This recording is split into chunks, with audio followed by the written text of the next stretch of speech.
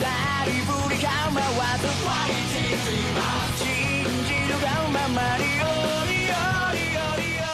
and welcome to the Nen Show Podcast, the only podcast that needs to spend hours rendering, uploading, downloading, and then uploading again before it finally fucking reaches YouTube. This is Craftsdwarf. We've got snakes and slugs and toads and mathwiz. Yeah, so anyway, before we get into things, that was an exaggeration, that's actually how we upload these fucking episodes, because I edit them and Mathwiz uploads them, so, on his channel, so it's a little, but, more importantly, SoundCloud is being very rude. I can't upload, I tried to upload the third episode, but it wouldn't let me unless I took the other two off. So it's either only have one episode up there at a time, or just leave it as is and have just the second episode available. And then I tried to do iTunes, and iTunes, I don't understand, it didn't work. It didn't work. Basically, I'm a failure. Everything's gone wrong. Life is a mistake. And I'm just as clueless about this, so. Yeah, so basically the only way you can really listen to the podcast is either on YouTube, if you can download it from YouTube with a YouTube to MP3, or I don't know if they have a limit on it too, or you can just download the MP3 from the description of the video. That's it.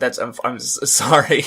We tried, but, it's either get a SoundCloud Pro or whatever, and have infinite upload time, or we'll just wait until this podcast is sponsored by Naruto Online, then we'll get that.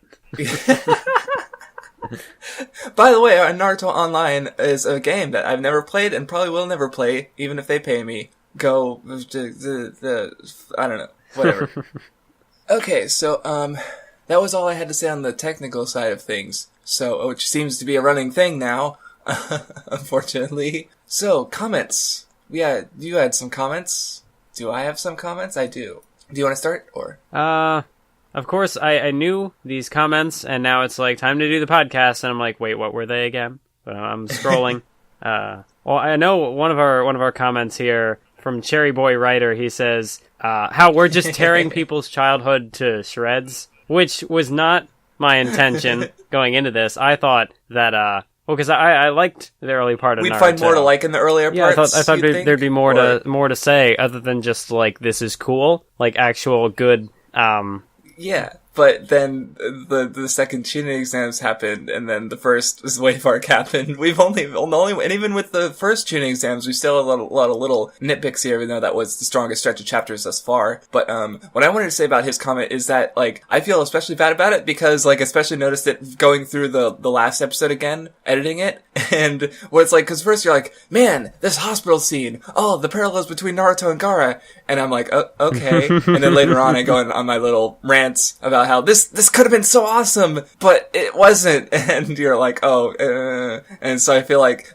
you know, not just analysis videos will kill your opinions, but analysis will kill your opinions. So, I don't know, it's my fault. I'm the one ruining Naruto for everyone, I guess. There was another comment in here about, at the, not really the end, because well, maybe it was towards the end, I don't know. He's got a timestamp here at like 2 hours and 47 minutes, but, the one character who shows up to, like, mourn, yes, it's not Kurenai. It was Yuga-O. There was, like, a comment chain. So it's like, okay, two things. One, Kishimoto, where the fuck is Kurenai? Like, you're showing all these Jonin being badass. Why not show one of the more important Jonin being badass? Like, and the other is, why the fuck are you introducing a new character here who, all she does is, like, she comes back later to mourn about Hayate, talk about him with Kakashi, and apparently in the comments they were saying how she doesn't do much later, so it's like, why? Because I see some people name dropping this character, and I like, that name doesn't ring any bells. I do not know who this person is. Even though you've watched the entire show, so, and we didn't recognize her. We thought she was just a Kurenai, because it's like, why else would there be a random female ninja? Where's the other missing female ninja? Oh, God. I cannot, oh, God, this is so silly. Okay, so, I noted, AC Jackson, said, and maybe someone else too, said that basically Orochimaru's motive is to get all the jutsus. He's got to catch them all. But I mean, the problem with that is that how does the Konoha invasion tie into that? Like, how did, like, it's Sasuke, but then he's done. After the Forest of Death, he's done. He doesn't need to do anything anymore, but he does. And then it's like, and this arc didn't really help, because we'll get into it later, but Orochimaru even says that even now, after having failed the invasion, he still wants the leaf brought even farther down. But we don't know why. It doesn't seem like that's his goal, but we don't know his motive for his goal. I mean, even the jutsus thing, like, someone has talked about Orochimaru's backstory, and, like, how his parents died, and snake skin, and something, whatever. But it's like, that doesn't explain the motive. He's just doing things for the story, I guess. Because from what I recall with Orochimaru, like, even in later chapters, and maybe I'm wrong on this because it's been a while since I saw the later portion, but, like, even then, when he's shown in flashbacks, he always seems to be kind of weird, kind of out there, kind of evil, maybe. Uh-huh. So it's like, well, he was always this way, but I'm doing things for the story. But why? Why is he this way? Why does he do this? He's so wacky and random. LOL. I mean, granted, I like Orochimaru because he's one of the villains, one of the few villains in Naruto who doesn't get who switches over to the good side through Naruto's conversations. But yeah, like, he kind of just does it anyway. Like, you can have a villain be pure evil, but just for the sake of it, you have to have something else going on in the narrative. Yeah, well, it's Naruto. Well, to elaborate on something we've talked about in private with the tragic backstories, because I've given shit for Naruto for having tragic backstories, but having read more of it, and I've realized where my real grievance is, because I don't have a problem with tragic backstories in general. Like, when we get to One Piece, hoo boy, gonna be a lot of tragic backstories. But the difference in how One Piece handles it to the difference to how Naruto handles it is Naruto uses them primarily to like, make us feel bad for an absolute monster. Like, you had a problem with it in the Wave Country arc with or not even Zabuza didn't have a tragic backstory, but that was similar. And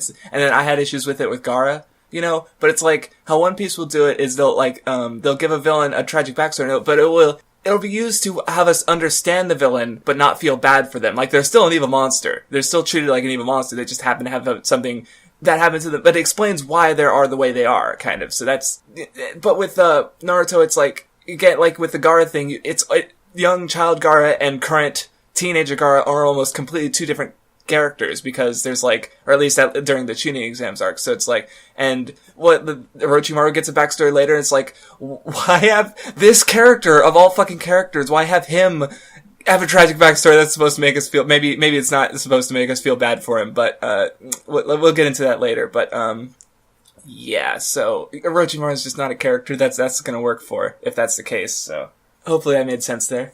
I think I get you. I think I'm picking up what you're putting down. Gotcha. Okay, so, oh yeah, and someone else, Miz said that the invasion was supposed to be a show of power, like Orochimaru was trying to impress Sasuke, like, hey, look how strong I am, come join me, but that's not the case. I don't buy it. I think he also said that he hadn't read it in a while, so maybe he was just misremembering, or that was his own interpretation, but, yeah. Yeah, that's not even close. Like, if that was the case, there would have been some indication of that, but I have no reason to believe that Orochimaru is just trying to impress Sasuke. Yeah, that's a little, yeah. I had one or two more to reply to. Did you have any more? I see one comment here. I do have another one I wanted to talk about, but there's one from Tyler the Fancy. He says he likes the length of this podcast. Okay. It's very listenable, which I thought was kind of...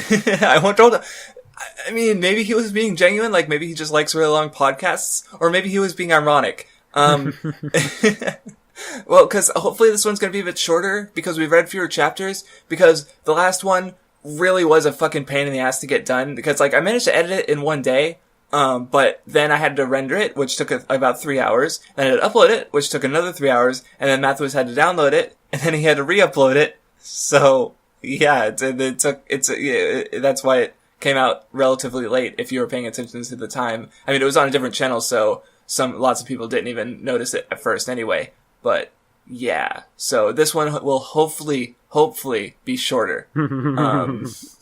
Well, for that, no promises. No promises. Because we only read, 3.5 volumes this time? So, a little less than the first, episode? Yeah, I think, about 3. Anyway, another comment. Israel Pena pointed out that Gaara's dad was in fact the fourth Kazekage, which brings up the question as to why. Okay, because they found out the fourth Kazekage died like right after the third Hokage actually died. There's already a fifth Hokage basically by the end of this arc, but there isn't a fifth or fourth or there's not a next Kazekage until like after the time skip. So I'm like, okay, why did you guys take so long to get your shit together and find a new one? Is my question. I mean, I guess it could be possible that, like, immediately after the Sasuke retrieval stuff, then Gaara is suddenly named Hokage, like, Kazekage, yeah. Kazekage. Nope, he's the Leaf Village leader now. Who knows why? They just... Yeah, I mean, because I feel like he would have had to do some stuff to fix his reputation, but maybe because I imagine everyone hates him, but who knows? I don't know exactly. Maybe it just seems a little weird, like especially because getting a new Hokage is like, dude, we need to get this right now. But then the Kazekage, it's like, we can wait a little longer. Who cares? Like, it's just a little weird. I guess it's one of the same things. Like last time I was talking about how there are differences between the villages that aren't being directly spelled out, even though they're so similar in so many other ways. I feel like the differences should be focused in a little bit more, like if there's a major reason that they wait so long for the Kazekage, you know? But, it's not the end of the world. So, I think that was all I had to respond to. I see one more here, going back to the discussion about, Tamari, like in comparison to, well, in the last episode podcast thingy, we said that, Tamari was basically the forgotten one of the Sand Trio. Yes, but, the sand. What's the name here? I think that's an I-R-A-R. Brings up a good point that basically after this, Kankuro kind of disappears. He doesn't do much. But like... He gets like poisoned during the Sasori stuff, or the Kaze rescue or whatever, but yeah, I don't remember him doing anything else. But like, I mean, I think they both kind of get left behind, but I think the idea with Tamari is that like, I had initially thought that she was a much stronger character, like, compared to all the other females on the Naruto roster, as it were. But she really isn't. Like, yeah, she does get a little more to do than Kankuro, but that still doesn't really, I guess, fix her status as, like, I don't know, as an individual. I don't know exactly where I was going with this, but, she's not as exceptional as you once thought she might have been. Yeah. Yeah, because, like, I would go back. Like, I had originally thought that the Tamari-Shikamaru fight was a good back-and-forth thing, but it was very clearly a squash. Like, Shikamaru had her from the beginning. And that's just kind of... Pretty much, yeah. So I'm interested to see how this next arc plays out, because my opinion of Part 2 of the Chunin exams has definitely degraded due to our podcast revisiting. This one, though, like, this next arc, I wasn't too dissatisfied with. Yeah, well, I mean, I kind of didn't really have many expectations. This one just kind of goes, it's so weird, because, there's a tendency with shonen stuff is that as the longer it goes, the arcs get longer. The Fourth Shinobi War is a really long arc.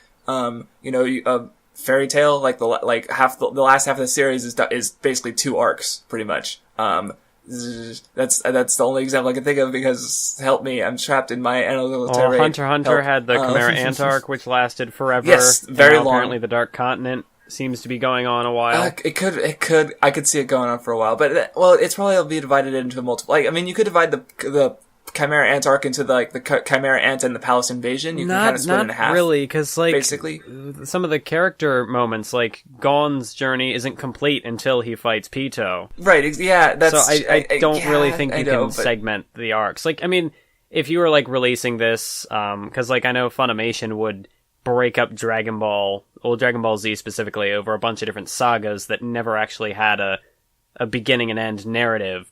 So, like, you could split it in that sense, but as far as, like, a complete... But if you're going by the Mystère Fusion, sort of like, this is where the arc starts and this is where it ends kind of deal, then yeah, that makes sense, so... But my point was that after the long tuning exams and before the long Sasuke retrieval arc, you get this kind of, like, midway arc that's just, you just speed right through it. It's like 3 volumes, and it's, you almost have 2 arcs within it. You have the Itachi stuff, and then you have the Tsunade stuff. So it's just, you just go right through, you know? So, Yeah. so yeah, so my point was that reading through it for the first time, I just like, yeah, but sure is stuff that's happening, you know, I don't have strong feelings about it one way or the other. So this time we get to go in deep as we can. Alright, so anyway, the arc starts off. So you remember how in the last podcast I said that one of my favorite moments in all of Naruto was coming up? Oh, okay. Well, oh yeah, I forgot. Actually, I want to be careful now when... Actually, no, because it's basically the first thing that starts this arc, is when Itachi and Kisame show up. What was kind of interesting before I get to my favorite moment, the bit where they, like, show up at the Leaf Village because they're looking for... Well, we find out later they're looking for Naruto. But they go, like... Oh, that's the thing I wanted to mention, because, like, reading this arc, if we were going in completely blind, the discussion would be way less interesting. But see, we both know the truth behind Itachi, so we're able to actually have a discussion, like, as it is, and in retrospect, where a lot of things change around, I'd say, because we know what Itachi's deal is. There are some weird bits, like some bits where I'm like, what, does this make a lot of sense knowing Itachi later? I'm not sure. But there's definitely, like, we'll get into it. But anyway, so go on. Well, I was just thinking, like, the way that they first show up, and then they're like, oh, well, Kisame mentions, like, that Itachi is just returning to the Leaf after a long time. Do you want to stop and get some tea? And sure, and then they go and get tea.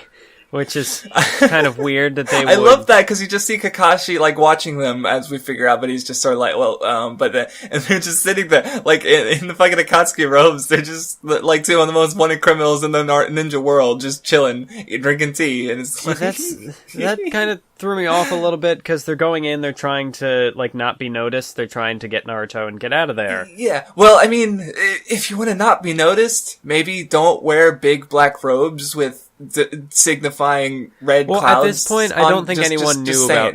Well, no, they knew. I know, but... Like, someone at least knew about the Akatsuki, but they might not have Jiraiya known did, about, I think, like, what right? Jiraiya was the one who first brought it up. Yeah, Jiraiya did, who told Kakashi. So, but, I mean, it's still a uniform. Like, these guys are obviously together in an organization. You know, if they're trying to be subtle, they're not doing a good... I mean, one of them's a fucking fish, and they got crossed out headbands. Like, what do you do?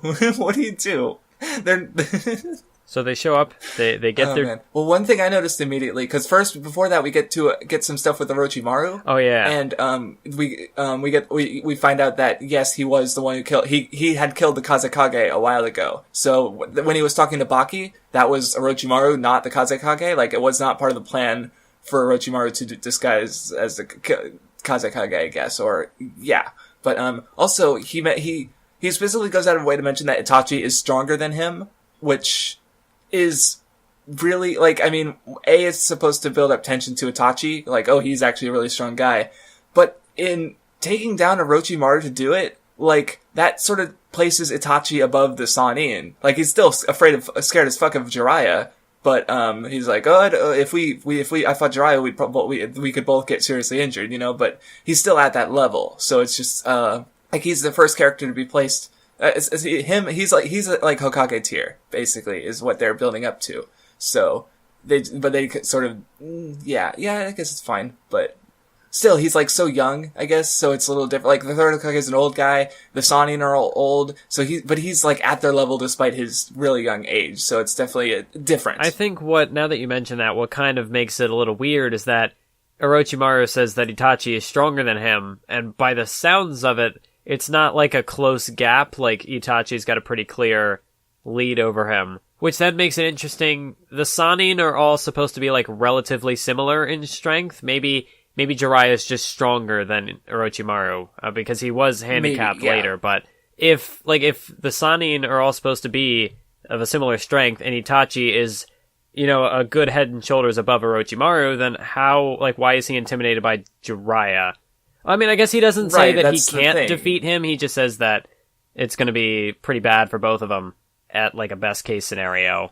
Right, and, I mean, I guess the other idea is that maybe they're strong in different ways. Like, they could have done it like Itachi's a hard counter to Orochimaru somehow, but not a hard counter to Jiraiya, but that's not really how it goes, so... No, but that does kind of make sense, though, if that is the case. Because obviously he's got... What we see later when, I'll say Well, because he does end up fighting later against someone who uses genjutsu on him, and it's completely ineffective. So maybe in that sense, like, that's where maybe Jiraiya specializes in something that can counter that. So that would be why there's a bigger difference in skill. And I mean, when they do fight, they're also not exactly using their full strength, you know? So, like, I mean, I don't know if Kishimoto had Sage Mode planned, but he definitely had Amaterasu planned, because he used that. But we'll talk about that later. Like, going back and rereading that, knowing what all that Itachi would be able to do later, I thought it was actually a really cool bit of foreshadowing, because he doesn't actually... Like, the next time that he uses Amaterasu isn't until, like, way later that I can recall. Well, then again, I guess Itachi doesn't fight. Yeah, but it's like that. It's one of those things that we recognize now, but anyway, we're that's a little bit ahead. So, so we're still into the build-up. There was another thing I wrote down. It's, because there was a meeting because they were talking about needing the next Hokage, and they're like, Konoha's strength is at a frightful low, and I'm like, how? You lost one ninja. Yeah, you fended off an entire invasion, a secret invasion. Like, were there casualties? Like, your kids pulled more weight than some of your fucking adults. Where was Kurenai when Naruto was beating the shit out of Gaara? Okay, like, it's just a silly, like, one of those things where it's just like they're saying things, but I don't exactly see it line up. Like, want to know a good time to say Konoha's strength is at a frightful low? After the village got nuked by Pain, okay? That would have been a good time to say it, you know? Not after this invasion that barely seems to have scratched the village aside from the death of the third, you know? So... Yeah, all things considered, it could have been a lot worse. I mean, I get the idea that, you'd be in a tough situation without a leader, but, I mean, frightful low, considering there have been wars in the past, is this really the worst that the Leaf... Yeah, it's. I mean, I guess the point is that they're supposed to be the strongest village, and having had this attack and lost their leader makes them look weaker, I guess. So they need a new leader. I guess that's it. Maybe it was more like that, and I didn't write that down. I don't know, but it's like, again, it's just it's not that bad a situation, is it? Doesn't seem like it. So anyway, moving on past that, we get to the scene where we're talking about with Itachi and Kasami are just chilling, just getting some tea. While Asuma and everyone's meeting up, and then, Kakashi and them, and then Kakashi not Kakashi, Asuma and Kurenai meet up with, Itachi and Kasame. Well, I thought it was weird, because Itachi says that he knows the two of them, you know, cause they're and then Asuma's like, or one of them's like, you could only know our names if you were a shinobi of this village, which is obviously, cause Itachi is a shinobi of this village, or was, but then it's like, are they not cool enough for bingo book entries? Sorry, Asuma, you're not that cool, I guess. Yeah, because I guess if there's, like, a bingo book for criminals, would criminals have their own bingo book? Because, like, I know Zabuza had one. He had talked about... Well, there's notable... because Kakashi's got an entry, so I always assumed it was just notable ninjas, you know? Kakashi's, like, a guy that people would be worried about, you know? So, and criminals are in it, too, so it's, you know, it's just a notable ninja book, you know, regardless of... criminal status or nation. So I figured, I guess Asuma's not that cool. Like, her and I can kind of understand because she's supposed to be the junior, you know, she's newer, but so that I can understand. But Asuma, he's supposed to be cooler, I guess. So maybe he's not as, like, he doesn't have as cool things worth noting about, even though he is pretty strong, as I understand it. I think from later, but not obviously not Itachi strong. That's a bit above him. Before the fight actually got started, there was an interesting moment where, like, obviously because Kakashi is waiting for Sasuke while Itami and Kisame and Itachi are there. And then they call attention like, oh, you're here. You're waiting for someone. That's a rare sight. It was interesting. It was a good... I don't know, it felt out of place for Kakashi, waiting on Kakashi, which is good. Yeah. It played into the tension. But then I'm trying to think of, do they say anything super noteworthy in the conversation? Like, well, it's interesting how later on we'll learn all these new powers about the Sharingan and how it's basically the most OP ability. Well, maybe not the most. Well, we'll get into that later. But like at the very beginning of the fight, before they actually even start fighting, they see him and they like look him in the eyes. So it makes me wonder, why didn't Itachi just get them right there? Because then the fight could have been over. He could have, yeah. Well, okay, the part that got me about the start of the fight is, like, Kisame, like, introduced himself, and he's like, please, I'm relevant. Pay attention to me. Like, he's so poor guy. He's just like, he's next to Itachi. What the fuck can you do? You know, even making him a shark is like he's just the shark guy next to Itachi. It's fucking Itachi. He's been built up for volumes at this point. You know, sorry, man, you can't be relevant next to him. I just thought it was funny. I do really like that about Itachi. Like, with these long-running shows, part of why I like them so much is that they do have that build-up. So, like, we're on, volume 16, and this is the first actual appearance from Itachi. And then when we actually get to see him fight, like, it's like you've been building him up for so long, you think, like, wow, Kishimoto's been holding this back all this time, and then he shows up, and it's cool. And then he'll disappear for another good bit. So it's just, that's one thing I have liked about, at least in the early part of Naruto, Kishimoto does a very good job at, like, building suspense for things, like keeping something in his back pocket for later, and not making it feel, like, underwhelming. At least, the build-up part of it. Yeah. I won't say anything about the payoffs, because we still have a ways to go. Yeah. Because that's really what the Chunin exams was. It's just like we're setting up all these characters, and you'd think there'd be a lot more for them to do later on. But Nope. So, yeah, they fight for a bit, then Kakashi comes in, and he's like, because they need Kakashi, they really do. I like how Kakashi had left the two, like, he's like, oh, Asuma, Kurenai, you handle it, I'll keep Sasuke away. But then he comes back, he's like, I got worried, because I didn't... Yeah, well, they needed the help. Even Kakashi isn't enough, because these guys are tough, so... Oh yeah, they're doing the fake build-up, or the red herring, where Itachi's like, we're looking for something, but then they're cutting to Sasuke, like, well, maybe Itachi wants to finish him off, finally. Maybe he's worth killing. Well, we see the flashback later, but so we wouldn't know at this point. But, yeah. So then, okay, so as we do the fight, this is where it starts getting questionable, is when they're like, don't look at his eyes, and, okay, here's the thing. Even if you don't actually hit them with Tsukiyomi is still, like, an incredibly overpowered technique, because if it's so crippling as to, like, you can't look at them in the eye at all. So they're closing their eyes. That's a death sentence. Why can't, there's no reason, if Kakashi wasn't there, Kasami could just fucking cut him in two. Like, there's no, how do you stop this? Yeah. How do you stop this? Like, it's just so, well, cause that's the thing about Genjutsu, and putting it next to ninjutsu and taijutsu, it's like, cause ninjutsu and taijutsu, they're just abilities, like ways to do things, but like, Genjutsu, it's so, you hit him and you win, or you don't hit him, so it's useless. So it's too good not to use, but so it can't be ever used. It's one of those, you know? How do you feel about it? Well, I guess in that situation, well, now that I think about it, we see Amaterasu later on, so it's like, okay, but even if they close their eyes, and let's say that Kisame wasn't there, and Itachi couldn't use his thing, well, then he could just hit them with the flames, and they'd be dead. Right, maybe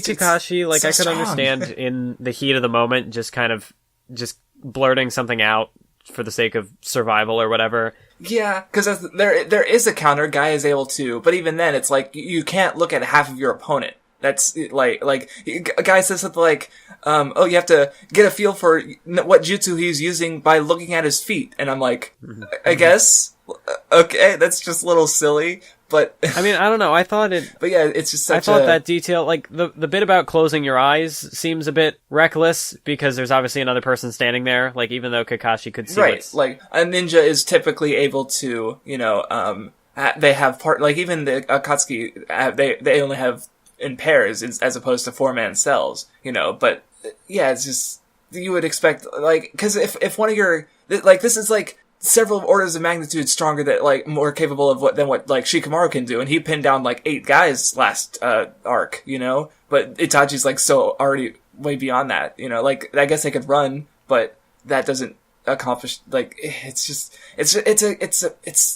a kind of a game changer in a way, like, or what's the word I'm looking for? It does change the game anytime he's involved, and like later on it gets even more ridiculous where he can afflict you with it if you look at him at all or something like that. I think when he meets Naruto or something, maybe I'm misremembering, but But at least at this point in the story, I really did like the introduction of the Tsukuyomi, how, well, in the anime they draw it out a bit more and it makes it feel more torturous for Kakashi. But I like how it passes by in the manga, like it's just, you get it's like a full page spread of him just like... Of inverted. Yeah, but then they because it looks to me like he drew it in black and white and then, or black on white and then inverted it digitally instead of drawing it white on black, which would have been cool. But then he couldn't have the next pages, like he would have had to do the pages before and after the spread also be black. I didn't think about that when I was reading it, but I was like, yeah, I mean, definitely cool. in manga form, I think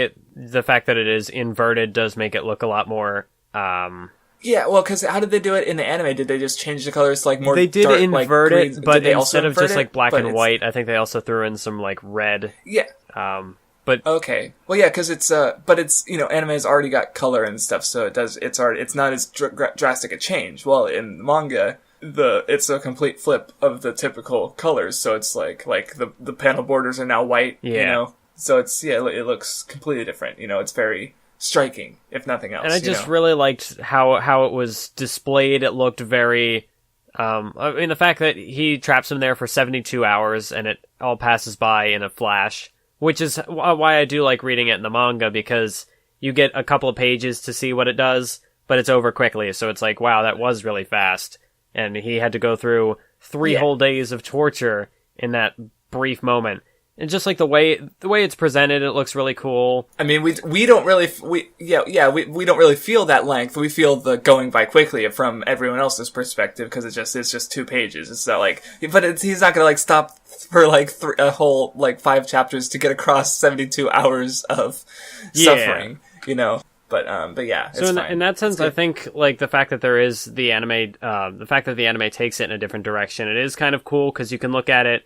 You can read the manga and get everyone else's perspective, or you can watch that scene in the animated version. Watch the anime and get Kakashi's, yeah. And I just think the idea of the power at this stage, the fact that he can completely incapacitate someone, with like such a devastating power so quickly, I just think it's really cool, and the way it's portrayed is very, very fascinating. I really loved this moment. Well, and also considering that he's like the top, Itachi's like top dog Uchiha. Like even, especially at the only one above him, it might be Madara or Obito, but they come in later. So at this point, he's he killed the whole clan. He's the strongest Uchiha in the story. So it makes sense that he also has the most overpowered genjutsu, because Sharingan are the genjutsu eyes. So of course it feels fitting, as strong as it is. My issue is that maybe it's too strong for the story, because considering, he obviously doesn't want to kill. That's the thing, is, knowing things from later, he doesn't want to kill these guys, he doesn't want to cause too big a fuss, he just wants Naruto. In retrospect, he also obviously wouldn't want to kill Leaf Ninjas if he doesn't have to, he's allied with, he was allied with Leaf, it makes sense. So, that makes sense. But, yeah, I thought I had a point, but I lost it. Well, I know when I was talking about, one of my favorite moments in all of Naruto, the Tsukuyomi here is one of them. Just, definitely, the way the anime expands on it a bit more, and the addition of music and stuff makes it feel all the more, what's the word I'm looking for? Intense. Yeah, intense, horrific. But I mean, and then I thought it was really cool. It's a small detail, which obviously would happen, but how they can walk on water with their chakra. So because Kakashi is, he's dying, he just falls through the water. I just thought it was really cool. Oh yeah, that's right. Yeah, good little detail. And then Guy has to pick him up out of the water. It's cool. Yeah. It's really like that moment. Yeah. So anyway, after we get a little flashback with Kakashi and Jiraiya talking and about Itachi and Akatsuki and all that, the Nine-Tailed Fox and such. And then Lee comes in. Or Guy, rather. Why'd I say Lee? Guy. He comes in and attacks Kasame, setting up their rivalry. Because, Guy has some pointers for anti-Sharingan techniques, so they're able to better deal with it, but, I remember when in the past I had the idea that Itachi left because of Guy, but Guy also mentioned that he had other backup coming, so they're like, okay, this is getting a bit much to deal with it, so yeah, they scoot, they're out of there. So I believe the line was, as tempting as it may be, we don't want to start a war. That's not why we're here. That's not the way to do things. I do think the way that Guy shows up, and obviously knowing how to deal with like a counter Sharingan strategy, makes him look really cool compared to Asuma and Kurenai, who just don't get to do really anything. Or even Kakashi, who kind of comes in and gets screwed over, because, I mean, that's the thing. It's like, well, because, like, a few chapters ago, they were like, Kabuto was like, man, Kakashi, you sure have mastered that eye like an Uchiha. And then this chapter we find out, not even close. No, not even fucking close. Like, he just gets, because he gets absolutely wrecked by an actual Uchiha using the same eyes, the same, because they look the same at this point, even though they have different abilities. And, because there's like 5 levels after this where they get, or no, I don't know, I'm exaggerating, but they still have like unique forms to them, I guess, which is what's interesting about this part is you can obviously tell that Kishimoto hadn't come up with the redesign for the Mangekyo, because I mean Itachi uses it in this fight with the Tsukuyomi, he uses it later, but his eye doesn't change, like it's just the regular Sharingan. Mm. Even though the Mangekyo has a different design for everybody later on. Oh, when they get their unique abilities? Okay. Yeah, you're right. So, because Kakashi hasn't gotten his yet. Because you're right, because when he does do his, like, space-time shit, he does get a different eye. So, yeah, you're right. Not that I doubted you. I'm just remembering now.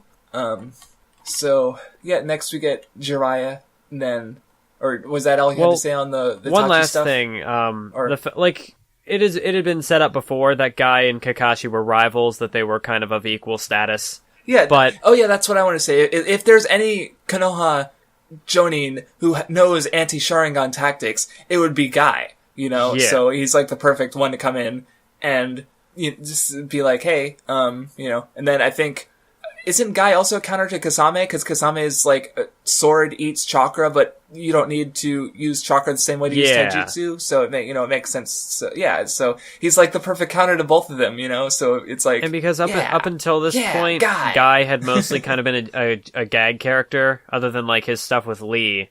Like he hadn't really done any fighting or really shown off. Like there was that one moment where he shows up to stop Lee from attacking Sasuke with his with that technique, that forbidden tech. And I think that he was also one of the ones who stopped Gaara from killing Lee, I think. Yeah, so, he stepped in and stopped that. He also was one of the people who stopped Neji from attacking Hinata after she was already dead. Oh, that might have been what I was remembering. So, he's only stopped children at this point, pretty much. But this time he comes in and he blasts away. Like, he's the only one who does any significant, like, attack on either of these two, really. Like, Itachi does a lot of, like, teleporting behind you and in front of you, and then, Kisame, like, but he's the one who gets a blow off of one of these guys, so it almost puts him above, like, he's supposed to be Kakashi's rival, but I guess because he's a counter, it looks like almost puts him above those guys, everyone else, in a way. So, because thinking back, I always got the sense that Guy was stronger than them for some reason, and I think this is why, because he's able to come in and just sort of be way more effective than the three of them, So it's cool for like you said, someone who's otherwise been a gag character up to this point. Okay, are we done with that now? Yes, that I have. I have nothing left to say other than like the Kurenai and Asuma. Better luck next time. Yep, they're there. Or what about them? Or are you talking and I can't hear you? No, I just said better luck next time. Okay. So now we're getting to. Naruto and Jiraiya are heading out. Sakura shows up in a brief flashback and then never again. Now that in the rest of the arc, I just realized. Yeah, I guess she does have a brief moment there. I forgot Sakura was even real. Oh man, because she doesn't show up at all. There was a bit with Sasuke's getting afraid of Naruto's intense strength. Building up toward his leaving the village, because then he's I love this scene, because Sasuke comes in, he's like, Kakashi, you're hurt, and then he's like, why, and no one will tell him, and then suddenly one guy booms in and is like, is it true that Itachi showed up in the mountain and he beat up Kakashi and he's after Naruto, and everyone's like, God damn it. And Sasuke's got that like panel of him being angry. It's just so good. It's like, it's little convenient, but it's also it's funny in the way it happens, so I don't mind at all. It's just so one silly. of those that is almost like, I think it kind of rides the line between being so bad that it's good, but it's like intentionally that way, because like of course someone would walk in at the last possible second and be like, hey, so is it true that this significant thing that he's not supposed to know about just happened while he's in the room? Well, to compare it to during the tuning exams where there were the two, there was Kabuto and Baki talking on the roof and Hayate overhearing him, like, that just was, like, that wasn't fun, it wasn't really interesting. Like, this is at least kind of silly in the way it unfolds, because it's just so perfectly, like, oh, fuck. But it's so, I'm able to at least enjoy it on that, compared to the sound sand conversation, which was just like, okay, why are you guys talking in the middle of Konoha? Like, go to the outskirts or sneak out of the village or something, you know? So, yeah, but this is reasonable. Like, it's kind of reasonable for this guy to come in here and say exactly the wrong thing, you know, compared to that. So, yeah. Now that I think about it, because obviously Kakashi had met up with Sasuke before the whole Itachi thing, how exactly did Kakashi give him the slip? Like, what was their plan? What were they going to do? But then he just shows up at the fight, and he's like, yeah, I was worried about you guys. Kind of curious how he got rid of Sasuke. Like, oh, we have a plan for today. Oh, just kidding. I have to go, bye. I have to use the bathroom really bad. It's number 2, so don't wait, I guess. Yeah, he did something. I mean, yeah. I mean, obviously he basically only left so that he can get a cool entry scene, I suppose. But, and how did Guy even find them? Let's not think about it. Oh yeah, well, real quick, did we already pass one of your favorite moments in the series, or are we still coming up to that? That was the Tsukuyomi, actually, just... Okay, I mean, it passes by so quickly in the manga gotcha. that it's less impactful for me, but I still really like it. Yeah, but it's doing it. Yeah, it's doing a different thing. You know, it's going for a different it's going for a different perspective. So like we only briefly get Kakashi's perspective again because he can't fucking spend 72 hours on that. Like manipulating time is different in manga than anime. It's that simple, really.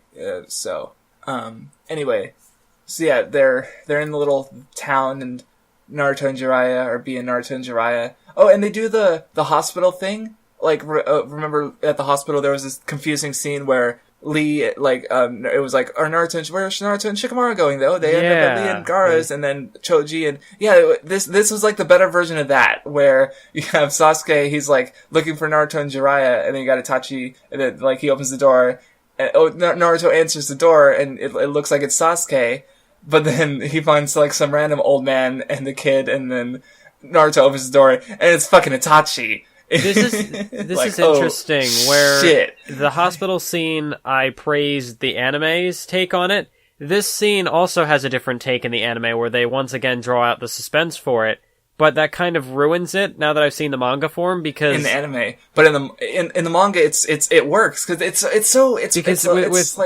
like 3 pages. It's 3 pages in the manga, while I think the hospital one in the manga was like 5 or 6 pages. Yeah. It was longer. It felt long, you know. So, and it's also like, there's less characters. There's only 3 characters and then the 2 randos. In the hospital scene, there was like 6 named characters, so it's a bit more confusing, and like, you know, comes out of nowhere.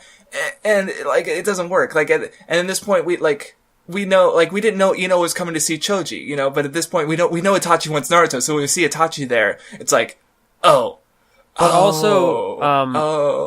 obviously, like, the way the manga builds up, like, there's some tension here because Sasuke is like running for his life, like trying to find, like. He wants Itachi, but then in the anime, because they draw it out a bit more, it makes you kind of wonder, well, what are they building up to? There's obviously going to be some sort of big payoff here, and then when Itachi shows up, it's like, that's it. Whereas in the manga, it's like... it feels like it works better when it's more of a just sort of like sudden punch in the gut, you know, kind of like, the only way it could have been better is, maybe it was like this in the original thing, but if the Itachi thing was on a page turn, where, so the, like, you didn't see, like, you get this 2-page spread and you see for me maybe for you it worked because you were on an online reader, but I'm able to see 2 pages at once. So on the right side, I have Sasuke opening the door and finding the old guy and the kid, and then on the left page, like, you could see Itachi, like, you flip the page and Itachi's right there. it kind of weakened That the moment reminds a little me bit. of the big Frieza reveal in Dragon Ball. Yes, I was thinking the same. I knew you were going to do that because I also watched that episode of Mr. Fusion's Dragon Ball dissection. Yeah, because he talks about, the exact same thing, except this is less important than the Frieza reveal, so it works, it still works better. Like, I'm not saying, I'm just saying this one also could have been better. It's not like it's incompetent, it just could have been better than what it was. Yeah, exactly. Well, with that one, with Frieza still being alive, that's like changes the whole arc. Like, this is like the inciting incident of the arc in a way, while that was more of the, like, that's supposed to be a big twist, like a third act twist kind of thing. But these full page spreads have been killing me because of how I've been finding them. So especially like in the fights where like there'll be a big action shot and then it's like, oh, I gotta go back and forth to see what's going on, and then like the dialogue is split between the two pages, then it's like, okay, I have to keep flipping. Oh no, I didn't. Oh god, you gotta get into this the downloading manga world, man. I tried to help you, but I couldn't. I failed, so it's my fault. But having 2 pages at once is so convenient. I would imagine that's how manga reason. is supposed to be read, because it's exactly that's how it's made. Yeah, But anyway, so Itachi's at the door, and it's pretty big oh shit moment, and Kasame is there, and then and then we get then we get the first flashback of Itachi and Sasuke, I guess, because the thing, I mean, there's some stuff later, like I guess there's probably no sign of Obito at this point, even though he helped, right? He helped kill the Uchihas, I think. Did he? That's how I seem to remember. I know he made off with the eyes after the fact, because there was the big shot of Toby at his desk with like a wall of Sharingan eyes on it behind him. The stuff with Madara and Obito is where I start to get kind of lost. I know, like, you had mentioned with Itachi how now that we know what's going to happen, we can kind of look back and see certain... Well, because one moment that when Itachi does the 2-finger tap on Sasuke's forehead, I was like, he did the thing! He did the thing! that comes back later, like, and I was thinking, when I first read Sasuke vs. Itachi, I hadn't read this part, so I didn't recognize this as significant in any way. I just, even though there's like a whole page dedicated to it, like, Kishimoto's saying, this is important. Look at Itachi doing the double forehead tap on Sasuke. This is important, don't you see? And that, like, so rereading it this time and remembering that happening at the end of their eventual fight, 300 chapters from now or so. And I'm just like, oh, you did the thing. So, yeah. Good foreshadowing. Yeah. Well, it's more that I wouldn't say it's, like, well, yeah, he definitely had that in mind, I guess, because again, he dedicates this whole page to it, so it's like, this is important, but it's like, yeah, he's apologizing to Sasuke here, so I thought that was like, oh, okay, so when he does that at the end of the fight, he's apologizing to Sasuke, and it blows Sasuke's whole fucking world open, because he's like, because I remember him being surprised when Itachi did that, because it's like, what? Yeah. So, yeah, there was... he's like, there's something's wrong here. Yeah, so we'll talk about that later. On that topic of, like, just reviewing things, part of the... Like, when I first watched Naruto, part of my issue... Like, I have some issues right now with Madara and Itachi, and also partially Obito, because I think when I watched it, I kind of misinterpreted things. Like, maybe I'm just too used to Dragon Ball, where everything it doesn't help that comes up at random. Like, with Itachi, the way he... Well, later on, obviously, he's not as evil as he initially is. So, like, when that twist happened, I was like, wait, no, this is an ass pull. It has to be. But, now that I'm actually going back and... yeah, well, that's what I was about to mention, is that the whole Obito Madara thing, because Toby was pretending to be Madara for a little bit, but it turned out he was actually Obito, and, we had a different perspective on that, because... Having read the manga and seeing Kakashi Gaiden, where you see this Obito Uchiha lose, he loses his left eye to Kakashi and then he gets crushed. But then this guy comes in with he only has an eye hole on the right side of his mask. And literally everyone who I knew was reading Naruto at this point was like, oh gee, I wonder who Toby is. But then it's like kept under wraps for like 500 chapters. And then it's like treated like this big fucking reveal when it's like, Toby was Obito? And I'm just like, okay, like it had gone.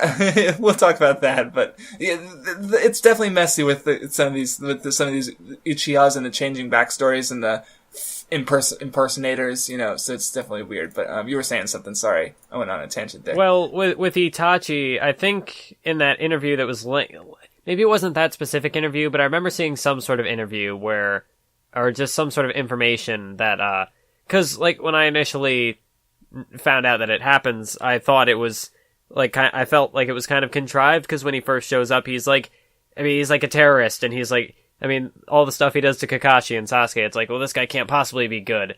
But apparently that was actually something that Kishimoto had planned in the long term. So now that I'm actually going back and reading it, I'm seeing little bits, and I'm like, oh, okay, because, he's... Yeah, like, what he's doing isn't really that bad. Like, he goes out of his way to not kill Leaf Jonin, he's, Yeah, because, like, when he does the Tsukuyomi on Kakashi, it tortures him because he's trapped in there for 3 days, but... Also, like, how else do you take down an elite guy like Kakashi without injuring him severely or, like, killing him?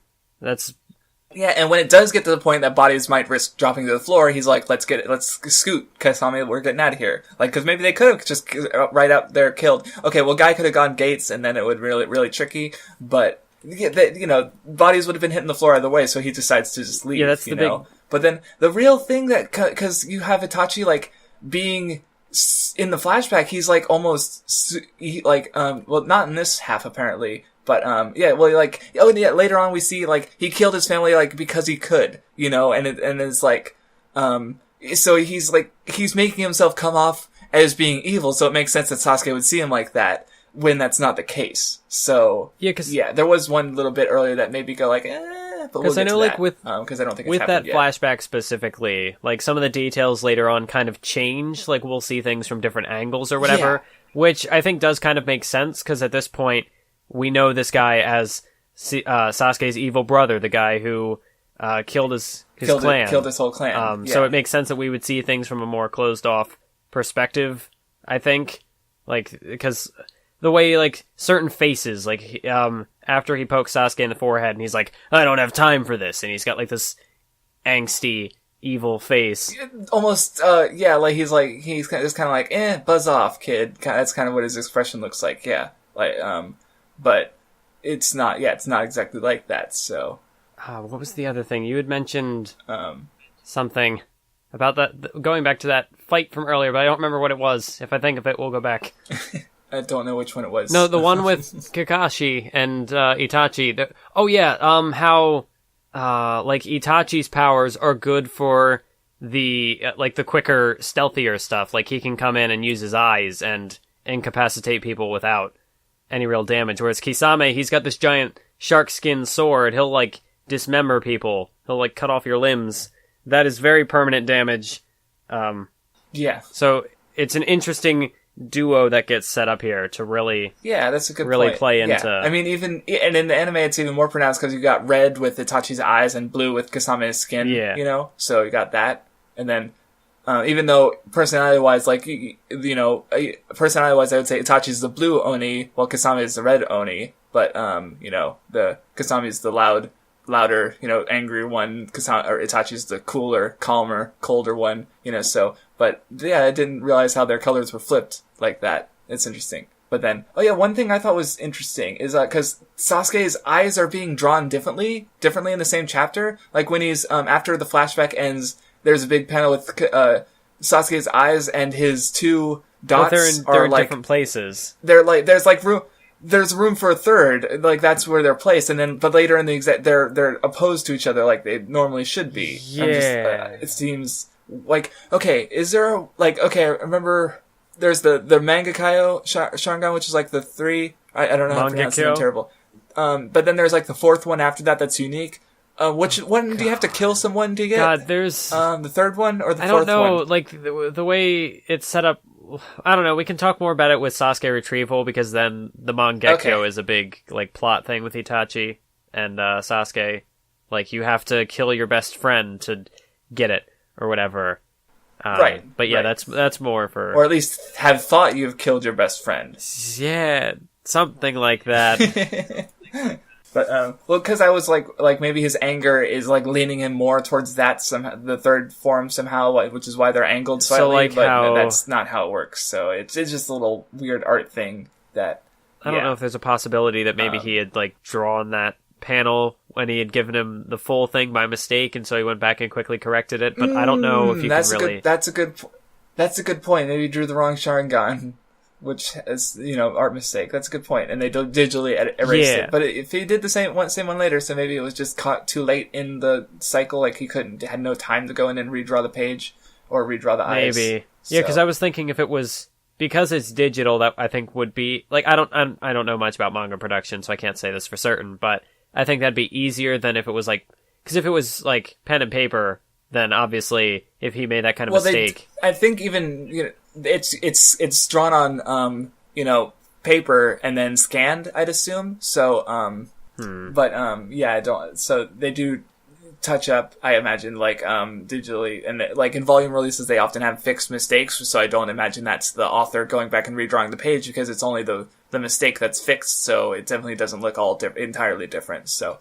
maybe anyway, let's move on. So there's the Itachi or Sasuke finds Naruto and there's a stare down, and then we get the rest of the flashback. That's where the Itachi's again building himself up as the uber villain by I killed him to test my skills, and Sasuke, you're not even worth killing, so buzz off, little shit. When of course we find out that he had a decent reason to kill the Uchiha clan, and he obviously doesn't want to kill Sasuke because Sasuke is innocent and he loves his little brother. So yeah, it's and that flashback does kind of set up an interesting one of the big things with Sasuke's character up to this point is how in this flashback Itachi tells him to run, live without honor, just so long as you can live. And that's part of why, because when Orochimaru fights him in the forest, and how Sasuke is, and then also what happens with the glass mirrors and the Zabuza thing, where he fights to protect people, and he'll throw his life on the line if he has to, and it's like, oh no, you're not supposed to do that because you're a vengeance. See, what's the term they use? An avenger. You have to live to get vengeance, so you can't be throwing away your life like that. Which is, it's interesting how at certain parts of the story because he's going through this inner conflict. So at certain parts of the story he'll be like, no, I have to survive. I can't risk my life here. But then, I know in the Forest of Death, Naruto kind of wakes him out of it. He's like, no, we got to take this guy down. Because you can. And then he does. He fights. So it keeps playing into that inner struggle, which will be a big thing in the next arc. I mean, that's the basis of his whole... Well, because what I was going to say about the second part of the flashback is I feel like if we went into this not knowing about Itachi's deal, we probably wouldn't think, well, that's lazy. He's a Orochimaru 2.0. He has no reason to do what he's doing, pretty much. He's just evil. He's just a bad guy. But no, it turns out that's not the case. So it's a little bit more interesting, yeah. And the difference with Itachi, how he's not really evil, is that, compared to some of the other villains, is that he doesn't get talked into not being evil. He just was never that. Yeah. I mean, there are some details that I might want to question later, depending on how things unfold. But I can see Itachi being the best antagonist in the series. I know see some that. People definitely feel that. Not best villain because he's not really a villain, but he's still an antagonist, But at this point, I can definitely see it. But it depends on kind of how it unfolds later, exactly. Because there's all the details around the Uchihas that are a little muddy because we talked about that already. But so we'll see how it goes. Oh, I just noticed Sasuke's skin is literally peeling off when he's using the Chidori. Man. He wants to touch. What I always think is really kind of funny is how whenever, at least in the 2 times that he's used the Chidori so far, once against Gaara and then here, he always, the way he holds it out, he'll destroy a whole wall. It's why do you have to run next to that? I guess, right? Does that help you somehow build up more power? I feel like that would just slow down your momentum. Exactly, it would do the opposite, you'd think. Yeah. But yeah, I do like this moment because Itachi's I will fucking destroy you, and then Itachi's LOL, no. He just deflects it like it's nothing. Even though it's this really powerful Jonin technique, blows a hole in the entire just wall. Fuck off. Yeah, he just does it like it's nothing. He just, boom. And then, yeah. And then, Yeah, so then, of course, the kids are absolutely useless, like Naruto summons, he tries to use the jutsu, but it doesn't work. Yeah, because, Jiraiya comes in and, well, the reason why Naruto's thing doesn't work is because change. Kisame uses his sword, and we find out that it eats chakra as well as... Yes, cuts you to ribbons and right, eats your chakra, so Naruto can't do shit, because he's a weak boy. Right. Which is probably one of the reasons, which, I don't, because all the Akatsuki have different things, so I feel like this is like a specific I don't know, it's like, because they're all supposed to be hunting, at this point we don't know what they really do. Like, I think at one point it was mentioned that they're after rare jutsus, like Orochimaru, and I was like, that's weird, because we know their big deal is they want to get the tailed beasts. They want all of them, and... So, Kasami has a sort of perfect counter to that, because by, fucking with chakra, they can't actually call on the tailed beasts, And I'm just trying to remember, like, did the other guys have anti-tailed beast techniques like that? Like, Kasami just seems, like, perfect for the job, It almost makes you wonder, like, why was Orochimaru in the Akatsuki in the first place? Because, like, his goals doesn't really seem to connect with theirs. Well... Yeah, it matches with the other one, but that goal doesn't feel like it should be part of the Akatsuki. Like, it doesn't come up. Is gathering rare jutsus part of their thing? No, it's not at all. So it's like, why did they even say that? Where did they even say it? I think they say it later. Yeah. Because I had a note down, but yeah, Jiraiya shows up in this hallway, and then, well, what I really do like, that I haven't really mentioned this up till this point, but as far as locations go for the fights, because I know later on we get more into the typical shonen wastelands where battles just happen in space. But here, like, we've gotten some pretty different environments. Like, obviously we had the Forest of Death, then you had that arena and the exams, and you had the preliminaries in that kind of confined space. But here... I mean, lots of forests and arenas so far. I mean, yeah, the bridge, but then the fact that it was on a bridge didn't really come into play a whole lot. Like, there wasn't any worry about the water on the sides or anything. But, this is different because it's like it's a hallway, so it's like a pretty mundane location, but it's also tight quarters, So... Makes everything feel very closed off. Like Sasuke... And I think it does kind of play into the idea that, Sasuke and Naruto stand no chance. There's nothing they can do. They're confined, restricted. Yeah, they can't run, they can't fight. Jiraiya's their only out. And, oh man, Itachi's just beating the shit out of Sasuke. So. At first, I thought it was kind of weird how Jiraiya doesn't do anything, but they do mention how he's like, I wanted to respect the boy's wishes, but I should have stepped in sooner. So it's like, I mean, Sasuke just gets fucking tortured by Itachi, and he uses the Tsukuyomi on him again, and he's... Yeah, does he actually... and yeah, I don't know how long it actually... I guess, he at least lived 24 hours, and, I guess that's it. What's the implication there? So, yeah, but then Jiraiya steps in. Oh, yeah, here's where we start getting to it being weird, because Itachi says to Sasuke, you don't have enough hate. The same thing Gaara said, which it's obviously building into Sasuke going to Orochimaru. But why is Itachi the one saying that? Yeah. That's what I don't get. Like, it makes sense with Itachi as his character at this point, like, as far as what we're supposed to understand of him, it makes sense, because Itachi's supposed to be the evil bad guy. But he's not the evil bad guy. We know that now. So why is he saying this? It just seems like a weird line. I think part of Itachi's motivation was that Sasuke would be the one to avenge the clan. That's why he left him alive. A part of the fact that he's his brother. So that, like, he would be, Itachi would play the part of the evil guy who, makes Sasuke want to take him down. Although, I think it's, Well, I guess, he doesn't know, I mean, aren't there better emotions for Sasuke? Like, Sasuke's falling into his hate here, and he's doing jack shit, so it's like, maybe Itachi should have given him more positive advice if he wanted. Because, what Itachi doesn't understand is the Orochimaru stuff, because, the safest place for Sasuke to be is in Konoha, is under all these Konoha Jonin, but here he is accidentally leading him towards Orochimaru, where it's not safe for him to be, considering later on, during their fight, Itachi purposely lured Orochimaru out of Sasuke so he could kill Orochimaru again, so it's like, he definitely doesn't. So, yeah, I mean, he doesn't know that part.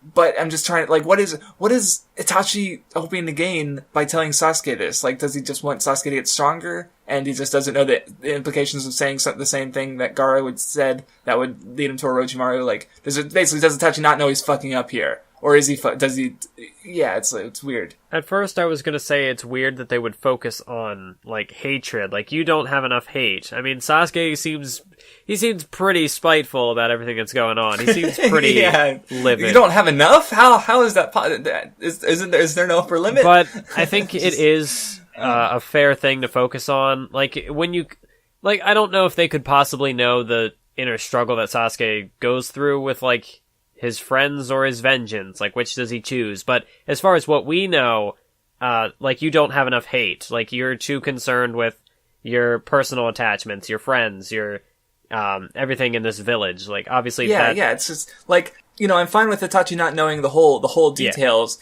but I'm just, the question is, again, like, what does Itachi stand for Sasuke to gain by having Sasuke go deeper into his hate? Like, it just seems pretty dangerous no matter which way you slice it, you know? Like you were saying, you know, to hate is to cut off your friend. Like, Itachi should be wanting Sasuke to use the power of friendship, not hate. Yeah, you would think. Just saying. But I don't know. Maybe he's just playing his character into his character too hard. Like, that's the thing, is, like, where Itachi's doing, same with Sasuke later, is like, if they're just doing blatantly evil things, but we're supposed to, like, Sasuke becomes good later, and, like, how many bad things does Sasuke have to do before we say he's irredeemable, you know? And, like, cause I know he does some fucking shit later. You know, like, at this point, Itachi hasn't done much aside, like, you know, he killed the Uchihas, but we know that that's not the worst thing. You know, he didn't kill any Leaf Ninja. He ran from that. He didn't cripple Jiraiya or even Naruto or Sasuke. Like, if he did shit at Sasuke, sure. But, that's cause, what else was he gonna do? Sasuke was coming after him, so, yeah. But then the line, it's like, it's, even aside from its consequences later, it's just, I don't see where else it could have gone. When you talk about the idea of how much do these have to do before they are considered irredeemable, I mean, I think, like with Zabuza, how his final act was like, oh, that's enough to redeem everything you've done, apparently. Yeah, that's the same kind of issue. So yeah. I think it's clear what Kishimoto's,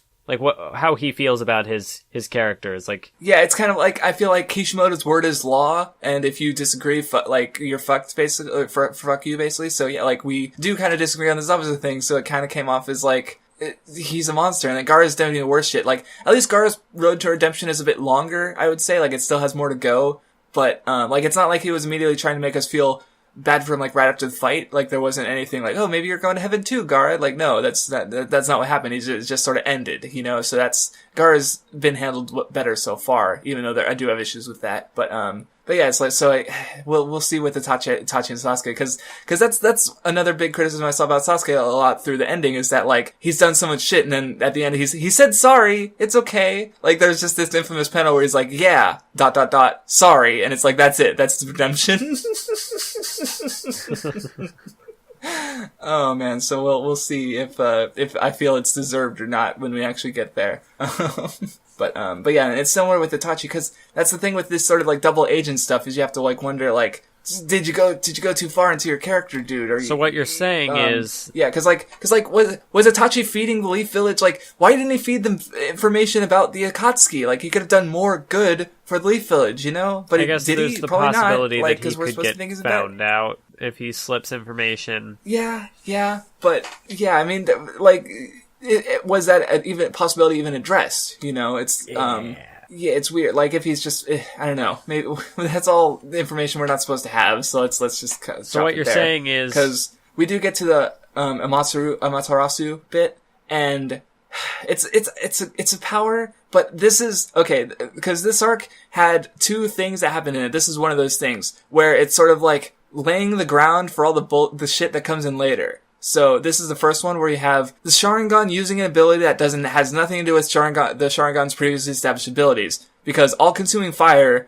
is not an illusion, it's not copying thing, it's not sight related, it's just a new power. Yeah. You know? So it's like, that's what I thought, that's all I could think when I saw this, because it's like, it just has, I mean, he kind of pulls it out of nowhere, and I'm fine with that because they're strong characters, and he's, Jiraiya. It makes sense for him to pull off a higher stop against Jiraiya of all characters, But it has nothing to do with the Sharingan's abilities. So, like, I said back in the tuning exams, like, oh, this is when we start getting into the Sharingan being able to do everything, but I was wrong about that, or maybe wrong. It was weird. But this is definitely where we start to get into Sharingan being able to do everything, So that's what it's setting up for the later craziness with the Sharingan. So I saw it and I was like, here we go, kinda. So, I mean, it is a cool ability, and Jiraiya's like, oh, don't go near the fire. Like, Jiraiya has to seal it away, like, he has to treat this, like, it's definitely a strong technique. But But even then, like, does it have to be connected to the Sharingan? Like, couldn't it just be another type of jutsu? Like, maybe you have to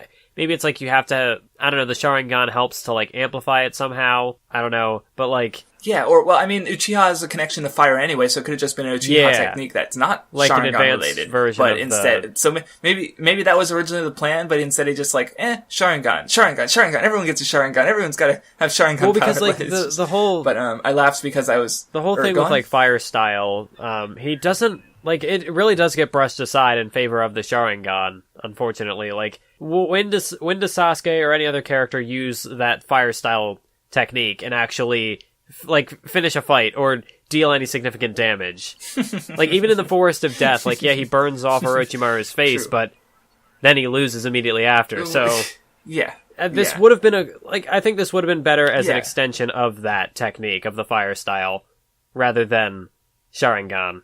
Because then it's like, oh, the Uchiha, they don't... Their only weapon isn't just the Sharingan, they also have their fire stuff. Yeah. Though, I mean, that's sort of how it is, but like you said, it's not really significant in any way. It's just sort of like said, and they do fire things sometimes, and that's it, kinda. But, though you did remind me about how, this is more of a thing about the translation, because they have, like, hold on, I wrote it down somewhere. It was during the Kasami fight, I think, or cause he was fighting Guy, and he said water, or he said, Suiton Sujin Heiki, which is, and then they have him say the original Japanese, and then he says the English version right after that, because it's water style water wall. So I'm like, they're really, I almost want to say pandering to the weebs by giving the original Japanese names of the attacks, because one of my least favorite things about fan translations is that they'll have the name of the attack in the big bubble, and then in like the little margins they'll put, this is what it means in English. And so I actually prefer, like, I just give me the fucking English.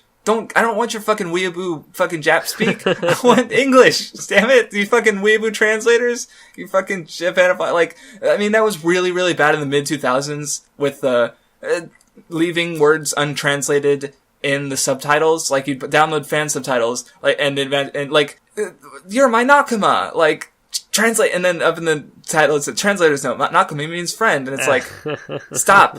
Stop. Just translate it. You know what it means. You clearly know what it means. You put it right there. It's just fucking like. I mean, because there are certain things. Like, it was really bad. There are certain attacks like the Kamehameha, like that. How do you?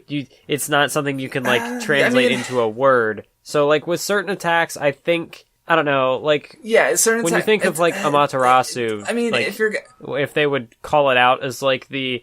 oh, yeah, well, Amaterasu is, like, that's the name of a or isn't it? Yeah, it's deity, so, like, the sun god, I think. So that makes sense for them not to translate it. But for, like, water wall, like, translate water wall, you know? Because I've also kind of had that... Maybe this is just... Maybe I'm being a bit picky here, but, like, when they specify the different villages, like, how they'll refer to it... They'll sometimes say Leaf Village and sometimes say Konoha. Yeah, I get that. And even we do that too, so they did, I mean... I think the issue with me is sometimes I'm like, I don't even know which village they're referring to because they're using the original name. And I'm like, well, which one was this again? It's similar to the others. I think do I know all of them? I wonder if I can name all of them right now. Because there's the fire, there's Konoha, then there's the wind, that's Sunagaha. Suna Gakare, because Suna is sand. Clouds is for thunder, or lightning or whatever, it's Rai, or no, that's Raikage. Then Kuma Gakare, and Tsuchi Gakare for rock, and, Mizu, no, it's not Mizu, it's Sui, okay, I don't remember the village hidden in the mist, I don't remember that one. but I remember the other 4. So I complain about weebs, but I'm the weebest. Oh no! I look in the mirror and I'm the weeb. No. Oh no! That's the thing, is because, I mean, I complain about it, but at the same time, like, through translation notes and stuff, and, like, reading, like, a lot of my Japanese knowledge comes from that. Like, I know most of my colors because, like, Whitebeard in Japanese, it's Shirohige, so Shiro, it's white, Blackbeard, Kurohige, Kuro is black, you know, I know words because of this, but it is kind of obnoxious, like, especially when you have to look in the margins to know what the actual attack is supposed to be fucking called. Anyway, I'm done bitching about that. Guy comes in, I laughed because Guy just comes in and kicks the shit out of Jiraiya. I just thought of it like why? Like, he said, like, oh, I forgot my hand mirror, which is interesting. He just wanted a joke, I guess, to sort of, like, cause, you know, Sasuke's fucking brutalized. You know, Jiraiya could do nothing against Itachi, so he wanted the lighthearted moment, I guess, to sort of, like, you know, cause later, after this you get the moment with, like, Naruto, he's, like, super mad, you know, so it's like, I guess he wanted to relieve some of the tension, yeah. So he kind of, like, there was the joke later where Gaia has, like, Naruto, I like you, I'm gonna give you this, it's gonna improve your training 100-fold, and it's, like, the Rock Lee outfit, and, Jiraiya's like, dude, if you had room enough in your bag for that, why didn't you just take more fucking hand mirrors, you idiot? Like, it's a good little moment. But yeah, it is a little forced, but it's not bad enough, because I do think Jiraiya getting kicked in the face is pretty funny. I thought it was good. Although, what was interesting, how, you see Sasuke, like, back in the hospital, you see Sasuke leave the room, and Guy is right behind him.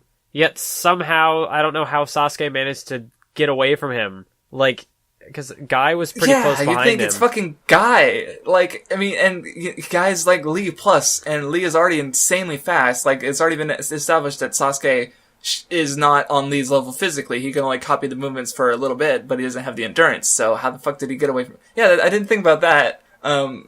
Guy just sort of let him go for a little bit, and then so he could come back at the most opportune time, or the least opportune time. Maybe he had a different... I don't know. Yeah, that's a good point. I didn't think about that. Yeah, it's kind of the same thing with the Kakashi stuff earlier, where it's just Kishimoto moving characters to where they're convenient without necessarily justifying it in the best way, I'd say. You know, so it's not the worst thing. It's not super bad here either. It's just a little like, Kishi, maybe you could try a little harder, couldn't you? But it's fine. It's not the worst. It's not like this isn't major, like, character climax shit failing, like with the third Hokage. Yeah. And the Orochimaru thing, we just been so unimpressed. But yeah, I think it's interesting how he uses Itachi to, like, he progresses the Itachi plot here. He really, like, introduces him and sets up the Akatsuki. But this, at least at this point, it's really all in service of Tsunade. Like, this is why we need to go get her, because now everybody's dropping like flies. And we need a Hokage, and we need to heal these people, and she can do both, so let's go get her. Yeah, because it also, you have Orochimaru who wants her too, as it turns out, so it makes sense for after a war, you need a healer, you know, it makes sense to me. You know, it's not quite a Hunter x Hunter level of arcs going into each other, but it's pretty alright, I'd say. I mean, it doesn't really come into play until, like, halfway through this arc. Like, that's the thing, we've been talking for, like, an hour and 20 minutes or so. Just about, like, we haven't even gotten into, like, the biggest part of the arc. We've been talking about... not an arc, like, we just got into the Tachi shit. Like, this episode will be shorter. Oh, thank God we are actually covering less content, or, dear fuck, we'd never fucking end. Hope you guys are getting ready if we can do a whole 24-hour live stream of the Great Ninja War. Oh God! Live reading and discussion. Oh my God. But yeah, oh God, we were originally planning to do like a chunk of the Sasuke retrieval arc at this point too, and in retrospect, thank fuck we didn't. Yeah, we might even have to split what's left of the retrieval arc into parts. Oh no! Oh God, you're right. Oh boy. Anyway, what year is it going to be when we finish Naruto? Oh God. So.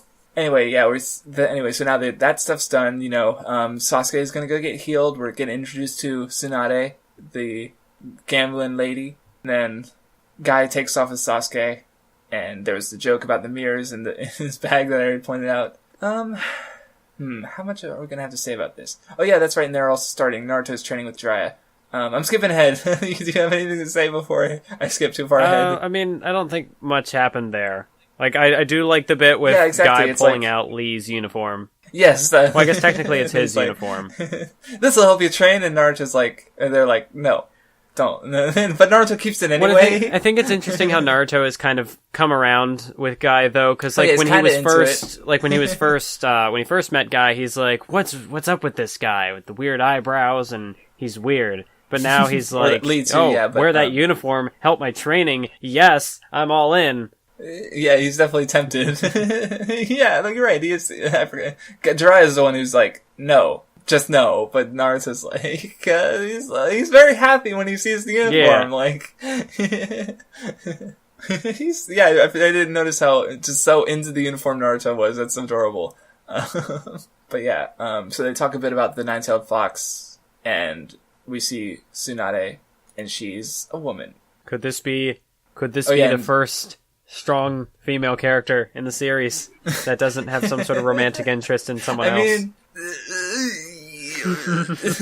I mean, at this point, like, considering the chapters we've read, like, yeah, I'd say, like, it could have done better. Like, there's one little annoying thing I definitely have with this arc, but we'll get into that, because first, okay, two annoying things. As I'm reading ahead, and three. No, I'm kidding. No, 4 or 5. Well, because so yeah, because Naruto starts his training arc with the Rasengan, and so we get into town, and then there's like Naruto's like spending money, and there's like a summer festival going on, and like he seems to be starting these themes about vices and keeping your shit together, because like Jiraiya gives him a lesson about ninja things and then completely contradicts his own lesson. Even harder than Naruto ever was going to. And we see Naruto's little frog purse that he just loves so damn much.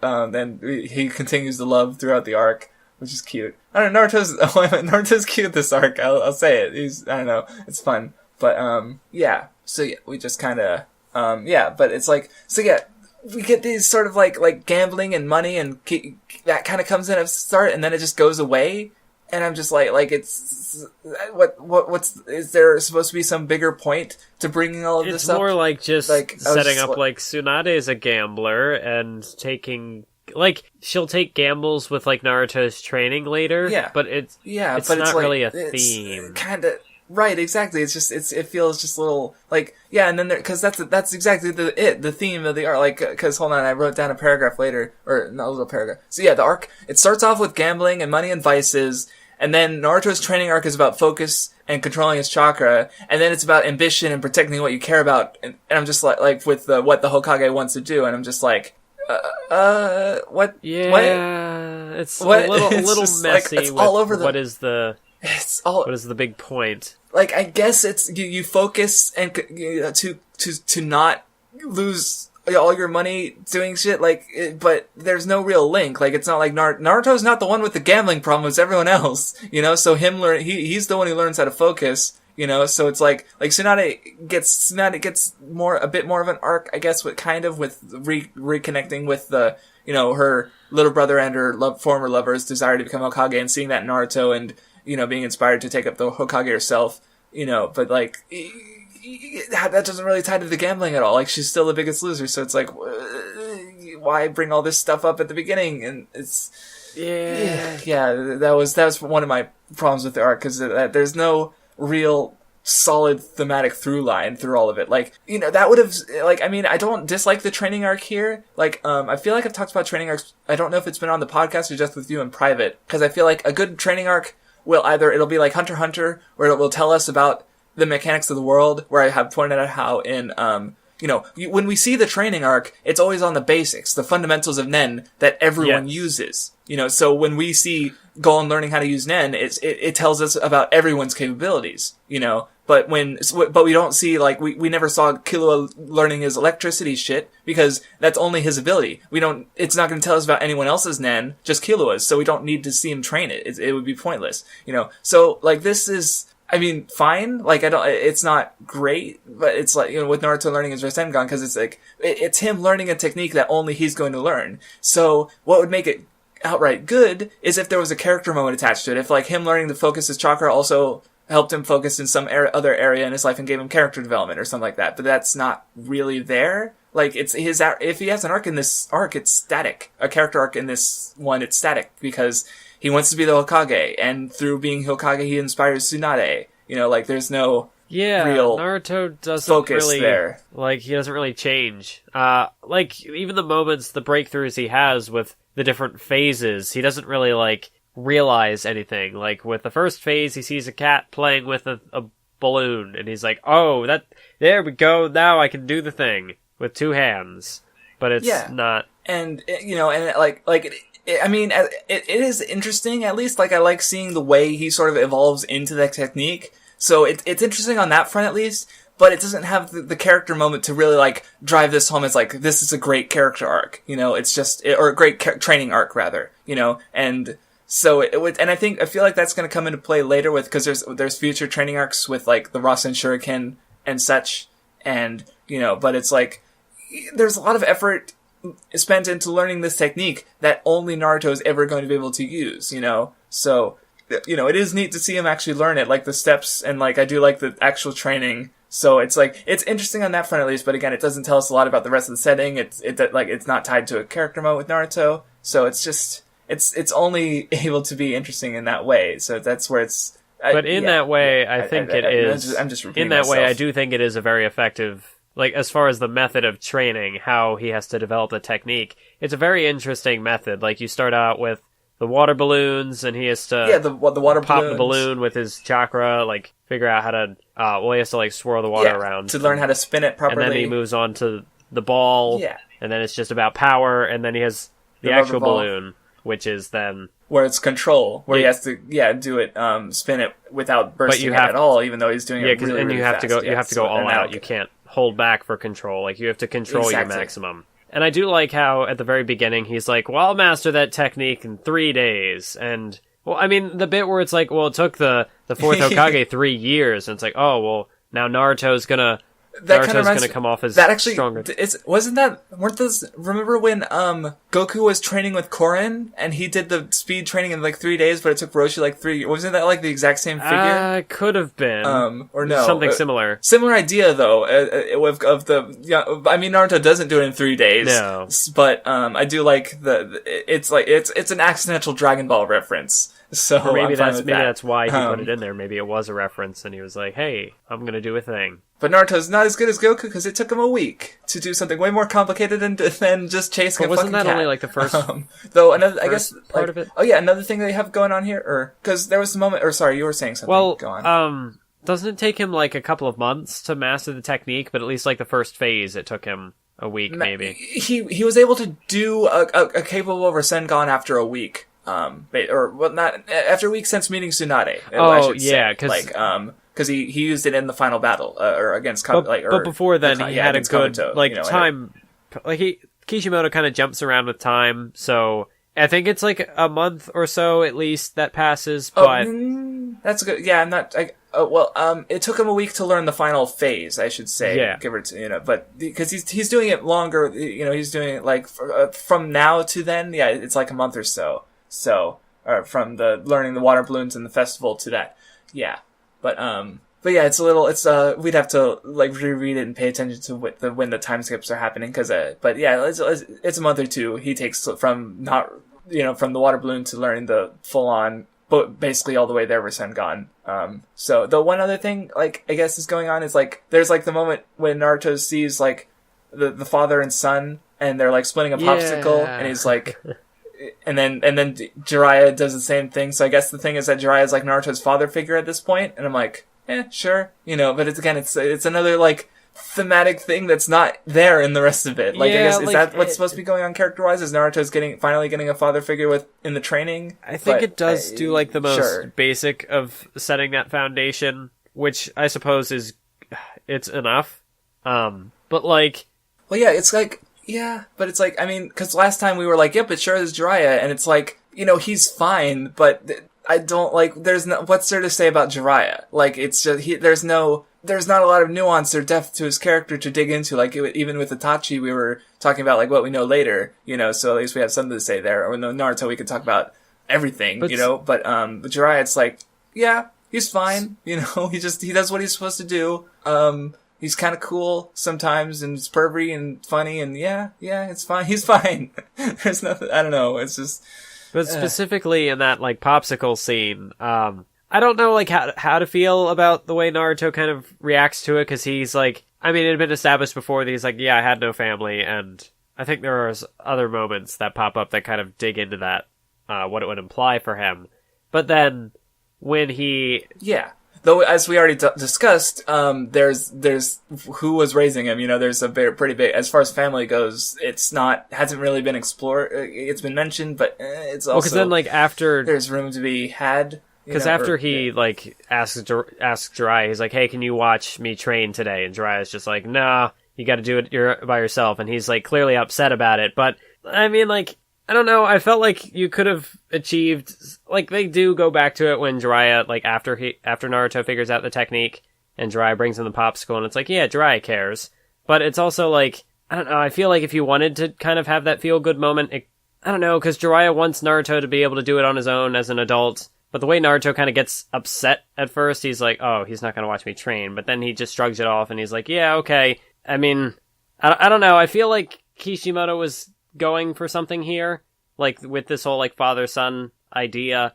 I don't think he does enough with it or focuses enough on it to... Yeah. Because there's no real start-finish progression of their relationship. It's just kind of, Jiraiya... I mean, most of like any progression with their relationship happened in the last arc when Jiraiya first meets him, and then he's like, oh, okay, I'll train you. And from there, it's just kind of the status quo. I mean, at least Jiraiya's not stealing his money again, but then it's like, yeah, there's not, or I guess he would stop that. It's like, it's a little off. I like their character dynamic. I just, like, this arc should have been used to really, like, if he was going to go for a father-son type thing, I think this should have been the arc to really dig into it.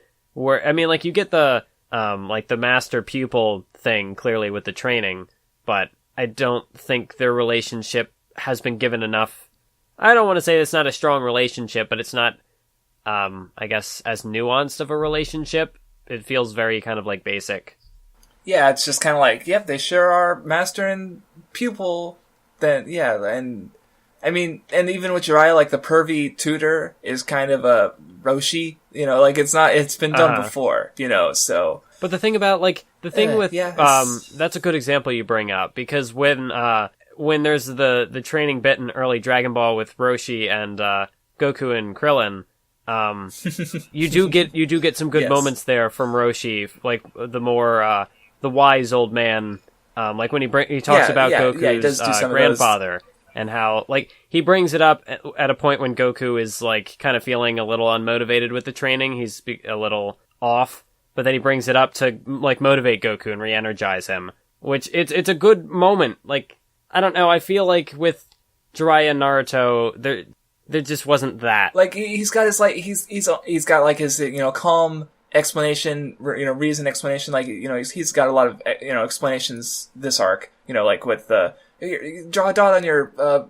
palm so you can focus easier, or if your hair spins this way, you gotta spin your chakra the same way, because that's just how it works, but then, it's not really, like, he's just saying things, he's not really, like, connecting to Naruto he just sort of has the answers that Naruto needs, but he's not like with the Grandpa Gohan thing. He's not connecting it to Naruto specifically. I mean, I wonder if part of it is like Kishimoto knows that the fourth Hokage is Naruto's dad, but doesn't want the audience to know for another few hundred chapters, maybe, and because that would have been a way for them to connect. Because Jiraiya had a father-son thing or mental people thing with Naruto's dad, so it's like, it's perfect.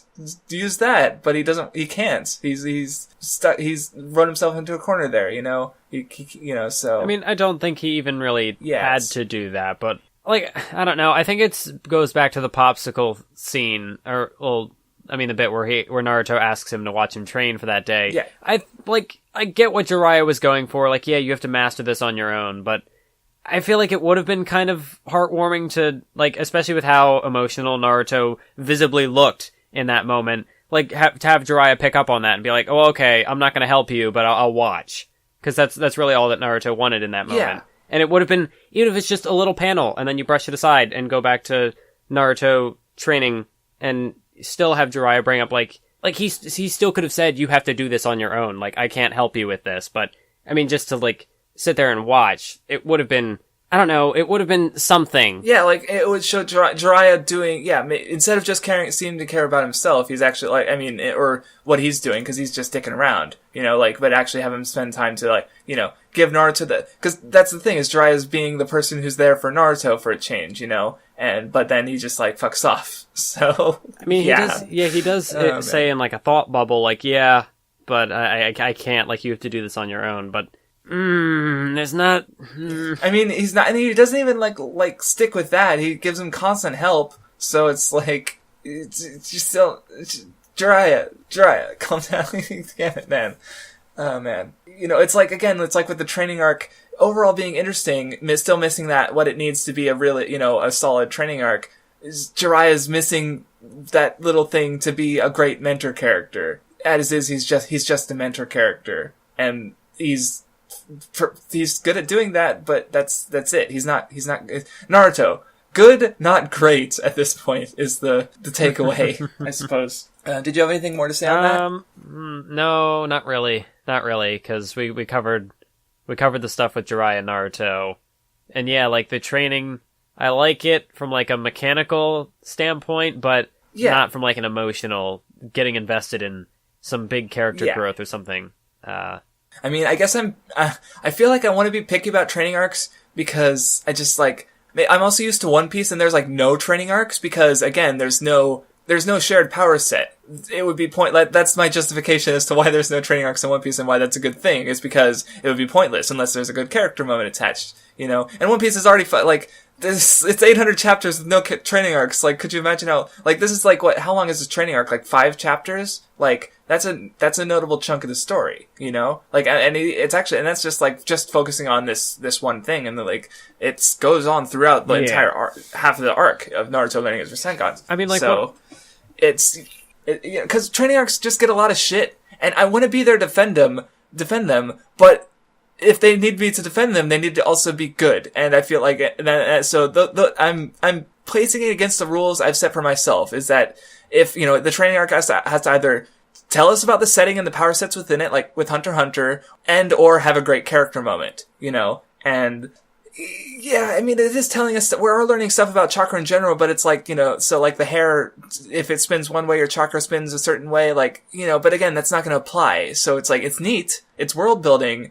So it's that, which is, you know, but it's not gonna come up in a fight. You know, like compare this to, Gon learning, all his Nen stuff during the Great Island thing, where he's using all these basics against Genthru, and like, it matters. Everything Gon learned That's one was of my important favorite parts of and Great mattered. Island is and Genthru was using the training same thing. aspect of it. Like, I'm not a big, I like training arcs. I like seeing characters go through that growth if it can be done well, and Great Island does it exceptionally well. It's one of the biggest reasons that's why I really like about, that and arc. so I almost want to call it one of my favorite training arcs, if only because I keep thinking about that as like the good example of how it should be done. Like, is there a great character moment attached to it? Not necessarily, you know, but I mean, yeah, but it's still. We'll talk about that when we finally do the Great Island Nen show in like 2025 or whatever. When we finally talk about the namesake of this podcast. So anyway, moving on. I think I finished my point roughly, is that I want training arcs to be perfect, and this one's not perfect, because I want to defend them because they get so much shit. Because I do think that they have value in storytelling. That value is just not often as capitalized on as I would like. But anyway, so moving on. Kabuto and Orochimaru. Orochimaru is in pain, and there's blood everywhere, and you know, so he's, you know, the third Hokage fucked up his arms. Fucked up. And, that's it. That's I feel like, I know in, to bring up Dragon Ball dissection again, when, at the, in the... We're already in the Dragon Ball dissection. In the Piccolo arc, he brings up how Goku, like, takes a shot of that water or whatever, and that gives him a power-up. but like he's in pain. The super holy water after. This is the Piccolo part. Yeah, that was the cheap rehash of it, where he just like he drinks the water and then he's in pain for like a few hours and then it's over. Like with Orochimaru, I get that his arms are burning up and like he can't use them, but I don't know. I feel a bit of a disconnect with like how much pain is he in? It's been like months. Like, so, is it something he loses his arms? Is it like you would think? Are they just numb? He can't use them, but like they're in pain, they're burning. But how? Why? Well, he can definitely move them to a degree because later on he does, with Kabuto's help, he does the summoning jutsu. Like, Kabuto does something with like a mark on his arm, and then Orochimaru places his hand. We'll get into that later because the fight is it's got some of the cool parts. It's got some of the my other big problem with the arc. But it's like it's like Orochimaru can move his hands, but he can't do jutsu. Like he can't channel chakra through them properly, but only some like. It's a mess. It's messier than Orochimaru's room right now. I just don't really the whole thing with Orochimaru's pain. I don't really understand why he would be in pain because like his arms were sealed, but it's not really like established what the effect would that be. Like why are his arms burning? What happened? Because fire. You could think fire like shadow. He lost his arms, so would they just be numb or can he not move them at all? But we see that later that he can move them. Can chakra not go through them properly? But it can sometimes. Definitely, it's not clearly established what effects are on him, and because again, it gets gray and blurry later with the actual fighting when Orochimaru is doing some stuff, and at one point stuff with his arms. So it's like it doesn't make any sense. It's all weird. I mean, like, the symptoms of, like, how he feels the pain, like, those were important to set up, Tsunade's, like, how she's, a medical person, so she sees how he looks, and she figures out, like, oh, okay, this is, like, a basis of what probably happened to him. But, I can't empathize with his pain, because I can't feel that. Yeah. Well, you don't, it's hard to, get what he's going through because we don't. He's just screaming and he's got like a fever, but his arms, I don't know. Like I've never had my arms sealed before. I don't know what he's going through. It's not like where, say, if his arms had been completely like cut off or something, then I could feel that. I could relate to that. Mm-hmm. Yeah, because. Yeah, but that's also so limiting, like, cause again, I guess Kishimoto wanted this arc to happen, so he, where Orochimaru does fight, so he couldn't just cut off his arms completely, but that would have, lent to, I think I mentioned that even last time, but yeah, it would have lent more impact to him losing his arms, but instead they're undergoing vague mystery pains. Yeah. So it's weird, but the one thing I do like is that, like, it's not Orochimaru, cause Orochimaru's been needing Tsunade for like a month now, but what draws both Jiraiya and Orochimaru to Tsunade is she's doing things in a town, so it's like people are she's being watched basically. So I don't know, it's just so easy to have a situation like this be contrived, but it didn't feel contrived in this instance, where they just Jiraiya and Orochimaru happen to be looking at Tsunade at the same time, looking for her at the same time for different reasons, but they find out about it. Like it felt fine the way it unfolded.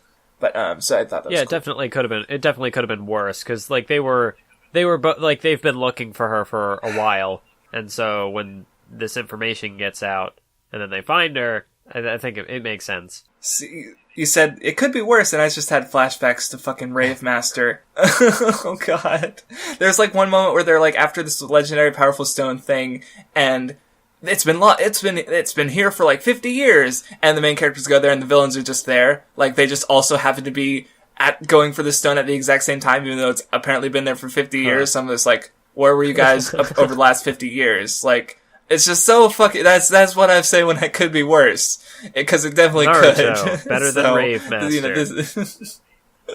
Oh god. Oh man. I mean, I already said that Sieg. One of my least favorite characters in all of fucking fiction is from Rave Master, so I don't think it's any spoiler to say that I don't like Rave Master. But I get to talk about it next time in the next tirade video. But there's a little teaser for you. It's bad. It's not good. Anyway, so moving on. Back to Naruto. We'll talk about Rave Master in a future episode, unfortunately. Dear God. So yeah, Tsunade is around, and Orochimaru wants her, and Naruto's training. Oh yeah, and we get a flashback. Oh yeah, I guess Naruto, I thought Naruto was the troublemaker, but now you have the other Leaf Ninja Genin being retconned into the flashback, and apparently, it makes sense for Kiba and Shikamaru and Choji to also be troublemakers, but having them all lined up like this, it's like, Naruto's not that much, wouldn't this have been a moment where they could, connected? They're all in trouble, so why... But no, they're not. For Naruto's the outcast. It's like he's the everyone hates him extra for some reason. Remember how Naruto because has their parents no friends, no connections to anybody. Here's this flashback of him with 3 other kids getting into shenanigans. Are they disconnected shenanigans? Are they completely unrelated to each other? Do they not form any connections through the punishment that they have to undergo here? Or what? Wait, what is going on? Why? Yeah, because, they are disconnected shenanigans, but Naruto's the connecting line. He's the one sneaking out of class with Kiba, he's the one eating food with Choji behind books, and he's the one sleeping with Shikamaru, but they don't go hey, Naruto is also a troublemaker, we should be friends with this guy. No, that's not what happens. Because Naruto needs to be the saddest boy, and Kishimoto needs him to be sad, but then he puts this shit in, and it's Kishi, why? Stop. Stop. I remember in Shippuden we get a lot of flashbacks to childhood Naruto, and I don't know if this is anime filler or if it shows up later in the manga, but there's so much that seems to go against it, and it's why? More of this, basically? Yeah. Great. It's just... you had a perfect underdog there, Kishimoto. But they fucked it up. Well, was he ever a perfect underdog to begin with? Maybe not. Maybe if you go by chapter 1 alone. Well, no, because even in chapter 1 he does the big shadow clone thing. Even then, damn it! If you're right by the first page. Yeah. The first couple, the first 20 pages or so before he does the shadow clones, and then you're fine. Oh man, but oh yeah. Wait, before we get past that, notice how the 4 characters in that thing, besides Neji, they're all going to appear in the next arc in Sasuke Retrieval. They're the big focus. Neji. Besides Neji, he's not there. But, you have Choji, you have Shikamaru, Kiba. Oh, that's what you meant. Okay. Oh, yeah, okay. Yeah, I see what you mean. I said, you said besides Neji, I'm but Neji's not there. That's what I meant by besides him. What? He's I get not what you're there. saying, though, yeah. Neji's the only one missing from this lineup. Now I get it. There's the word. Okay. Yeah, that's a good. That's a good point. I mean, maybe it probably a coincidence, but either way, it's still good. It's a good little observation. Because that's. But wait a minute. So they go into the arc with a 5-man cell? That's not allowed. They probably explain it when it comes up, though. Why there's 5, I would assume. Yeah, there's probably a little hand wave explanation. Yep, it just happens.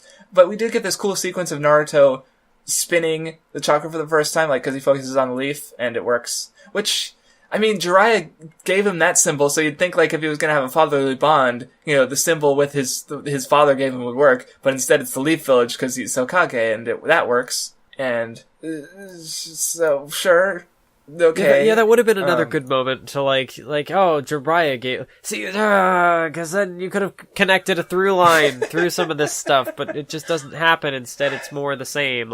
I want to be Hokage. Yeah, that would have been the character moment that saved the training, that made the training arc even better. But it's not there. It's it's just Hokage. You gotta be the Hokage. Just, we know. Unfortunate. Orochimaru comes in, if we're done with that. Okay. Man, this castle looks really good! Boom! It's gone. And they're okay, we're looking for this castle. Where's the castle? It's... Oh, there it is. That's a good-looking castle. He spent so long drawing it, too. Just look at the castle. It's a really good-looking castle. I don't know if he used a reference, maybe? Because it looks really good. Either way, it's he'd spent a lot of time on that. He's probably spent more... the clouds are so simple in comparison to this fucking castle. All the details of the tiling. Boom! I mean... Maybe that's the point. Is Kishimoto spent so much time and effort into this castle, this famous landmark, this beautiful looking boom, and then it's just gone. All that good work, all that hard work, just gone immediately. It's a good parallel to... There's a better character moment with the castle than with Naruto's It's a whole good training parallel arc. to the foundation of Naruto's character, how he's this underdog, and then boom, child of prophecy. And it's all out the window. Oh, that's funny. Oh, God. Okay, so we cut away from the Orochimaru stuff. Like, I was like, okay, we could talk about Orochimaru and Tsunade now, but nope, it's, go back to training with the Rasengan. Training arc's not over yet. And then it's back to Orochimaru. Like, there's nothing to say about the training arc, we already bitched about it, so... Because, again, it's just like, what do you say about just straight exposition and explaining things? Like, yep, that thing sure was explained, like... I mean, again, it's not like awkward, like, he's not saying anything that we don't, already know, and it's not, like, it's fine, and it's good information, for Naruto's technique, but what do you say? There's no character dialogue, really, from Jiraiya, other than pervy sage stuff. There's no real, I don't know, he just gives exposition. He's that character. Yeah, Speaking of the whole pervy sage bit, I find it kind of funny. This was only in, a single chapter, so you could easily write it off, just wave it away. But, in Chapter 2, when Naruto's with Konohamaru, they're, in that place, Naruto tries to, show him dirty magazines. But now that, Jiraiya's here and he's being all pervy sage, he's like, oh, that's so deplorable. Yeah. Well, how dare you? Wait a minute, that was too big of a word. Naruto would never say deplorable. Yeah, you confused me for a second there. I was like, you're still talking Naruto's voice, sorry. Right, but, I guess that's true. I didn't think about that, because Naruto's a pervert. But he's not, I mean, maybe it's part of, there's a difference between a childish pervertedness and an adult's pervertedness, Yeah.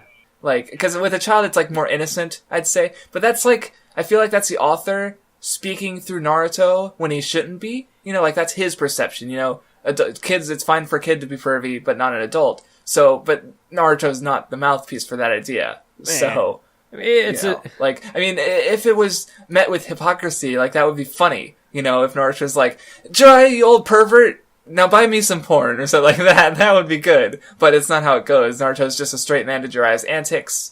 And then, damn it! Now I'm like, why didn't that happen? This should have been a way for them to bond. Yeah, because that does remind me. Maybe back it was just when really creeped out. Itachi, back in the Itachi bit, there's that one woman who shows up, and Naruto and Jiraiya both react oh, this chick's hot. But then Jiraiya's the one who actually goes after her, and Naruto's like, well, I mean, I guess that kind of makes sense because she's an adult, and Naruto's not. I don't understand. Even then, it's Naruto reacts, and then he's just thrown out, and that's kind of it. There's nothing expanded on with Naruto there. Whereas in every other scene, he's like, "Oh, you pervy sage." But in that one scene, is that just to emphasize how? I mean, maybe Naruto just draws a line with real people. Maybe if Naruto was around today, he'd be into the 2D, the hentais. He wouldn't be into the.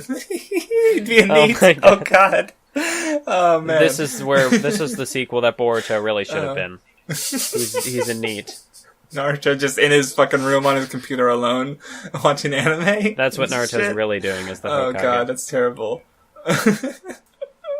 Well, he could do that with the Shadow Clone, while the other hymns do important stuff. But anyway, so that's a good point. That would have been a good thing to develop on, but it wasn't, and unfortunate.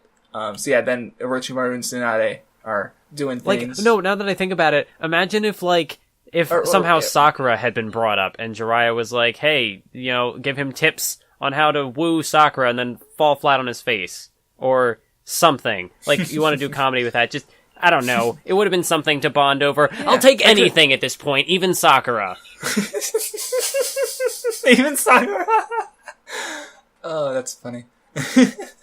Yeah, there's just nothing. It's just, there's so much room. It's all there. Just Kishi didn't do it. I guess he felt like this was enough, just the training. I'm like, no, I need more. Give me more. So, are we done with that? That's enough. I'm just waiting for you to be like, no, there's this other idea I had.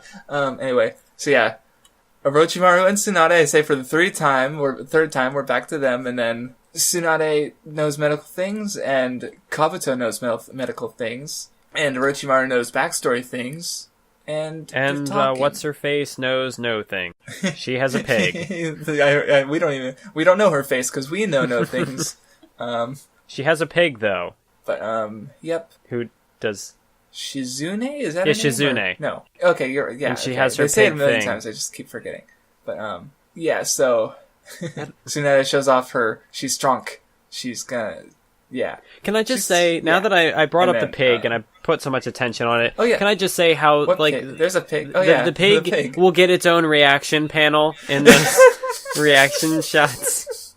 Why? I don't, it's just a pig. It's cute. I guess it's a cute pig. Not even that cute. But it's just, you're right, what? Why is this pig significant? Because I definitely thought about it, but I didn't think too hard on it. It's why pig? I think about it more because in the anime, if you need to slow down the pacing with some filler stuff, there's a pig there that doesn't do much. Yeah, so let's focus some on padding. That some you more. just show the pig. Yeah. What do we do in this shot? Show the pig. I mean.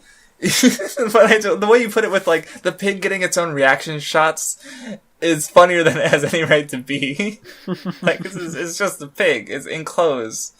It's not even that cute. It's just a pig. You could do cuter pigs. I've seen cuter pigs in real life. Not in real life, but you know what I mean. But yeah, so they kind of, they're just sort of meeting and talking. I'm trying to see if there's anything I can say about this. I don't, okay, no, now I can't stop thinking about the stupid pig. So it's not even it's not even with Akamaru where it's part of Kiva's fighting thing. She just has a pig. You could take the pig out of every scene and it would change nothing. So even if you wanted it in there as a gag, it could, I don't know, the pig could do something and maybe it does something later, but it just kind of seems like I don't know, it's just there. Yeah, that's. But here, I mean, Shizune is just almost as important as the pig, or give or take, really.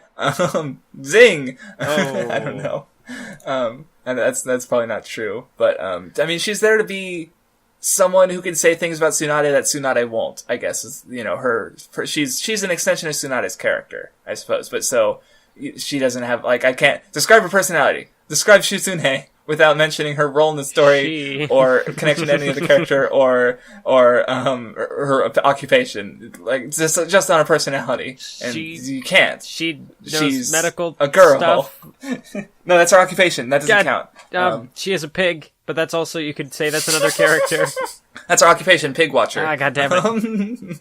No, it's she's just there. She's just there. She kind of fills that role of how Orochimaru has Kabuto and Jiraiya has Naruto, so Tsunade. But at least with Kabuto, Kabuto, okay, because they go into the whole Kabuto wants to kill Orochimaru thing again later in the arc, but it's what? We talked about this last time, and it doesn't make any sense. I think it was there just to be he helped Orochimaru and didn't, because it's you're here to betray me, Tsunade, and it's big reveal because Kabuto was gonna, but it doesn't, why is it there?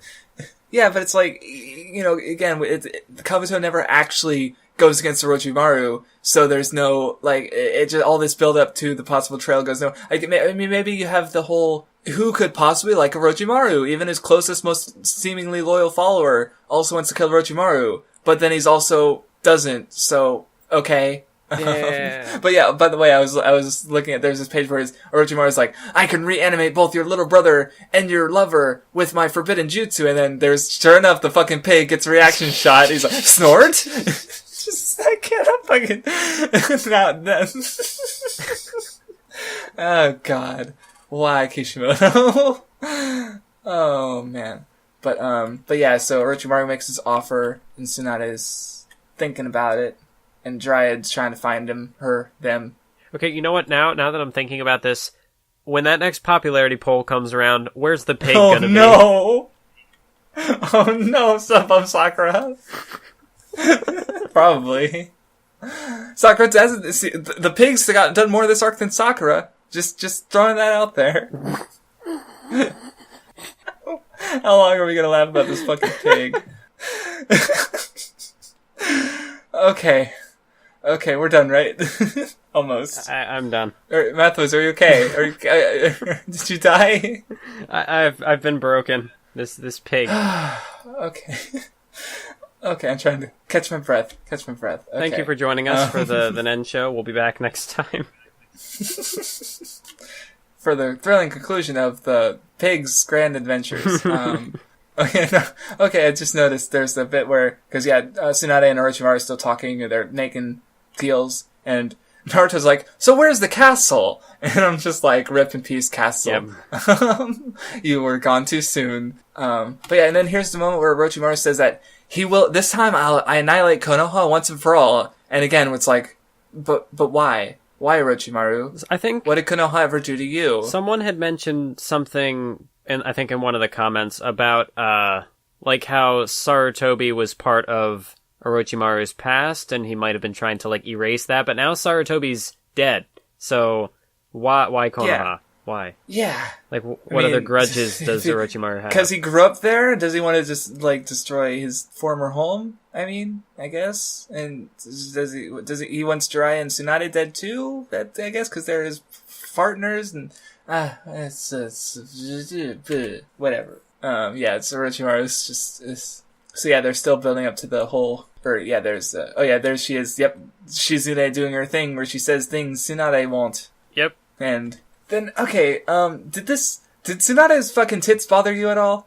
They didn't bother me, but no, well, it's just like there's a couple panels where it's like there's this one where she's saying, you know, she don't move, Shizune, and it's like, there's her boobs, like, they're kind of taking up a lot of the frame, and I just have flashbacks to Fairy Tail where it's done. Fairy Tail's way worse, but it's like, God. There's just a couple that, like, really it's just this chapter, honestly, because there's another moment where she's clutching her necklace, and also pressing her hands into her boobs, and I'm just like, the emotions of the scene should be on the necklace, yet here I am, thinking about those boobs. I mean, it's just like, I think this chapter is the only time that I noticed that. So later on, I thought it was fine, but I just having the flashbacks. I know, like later on, Jiraiya kind of makes a joke of it because, like, when she was part of their squad, she was flat chested, and then that's a joke. That they expand on later, and it kind of adds a little more nuance to her character because you get those little quips between her and Jiraiya. But like there was one moment I noticed where she used her super strength, and you could see Jiraiya like wince. Just because I imagine he's been on the receiving end of that super strength several times. It was just a little panel of him, and I was like, hey. It was good. I liked it. But as far as, like, in this section of the story, I honestly didn't even notice. Like, I mean, obviously, like, she has a big chest. That's there. Well, maybe I was noticing, because I definitely... Well, especially, like, what I say at the beginning of that video, like, gentlemen, I like boobs. Well, definitely when you see, like, other series that do it super poorly, like, that just kind of rely on fan service. It's something that you want to pay attention to. Yeah. An easy tension killer or something. Fairy Tail. Yeah. Yeah, or just Fairy Tail. That's the end of the sentence. Yes. Oh, man. But, one thing, the doctor having a fear of blood, like, I mean, in this case, it's part of her character arc, so I suppose it was trauma, so I feel like it's done better here than, like, it's also kind of a cliche, somehow, because, the person in an occupation being afraid of a thing that's integral to their occupation. Well, I think it makes perfect sense with her backstory, because, like, I mean, her brother dies, so that's not a big thing. But we see the flashback and she's covered in blood. Well, yeah, because when she when she's trying to heal her lover or whatever, and like he's really torn up, and so I can understand how, like, that moment where she's like trying to heal him, and like she even says like the blood won't stop or whatever, something similar to that effect. So I think it makes sense that, like, she would have that fear, because here it is, someone right in front of her bleeding out, she can't heal them. It'd be very traumatic. So for in this instance, it might be kind of a cliche. When you point out that, but I think it fits with her character. Like, I didn't have a problem with it. Like it fits, but I just like kind of just like sigh a little bit just because I don't know. I haven't seen. I can only remember one other time I've seen it, but I just feel like it's been done before a lot. I just get that sense from somehow, and it just like. I mean, again, it's not a slight against it. It's just a little. I mean, and what you did make the point about, like, you know, because she can't heal, or well, maybe she can heal Orochimaru, but she doesn't want to, you know. So it's a similar, you know, like maybe, but I don't know.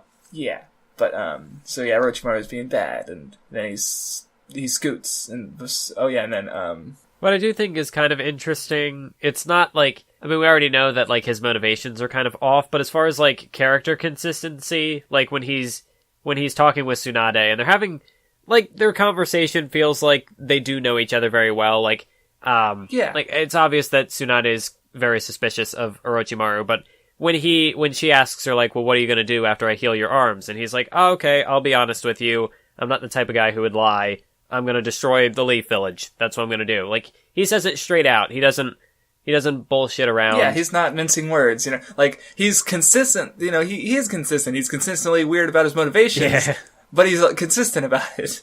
Like, we consistently don't understand his motivations.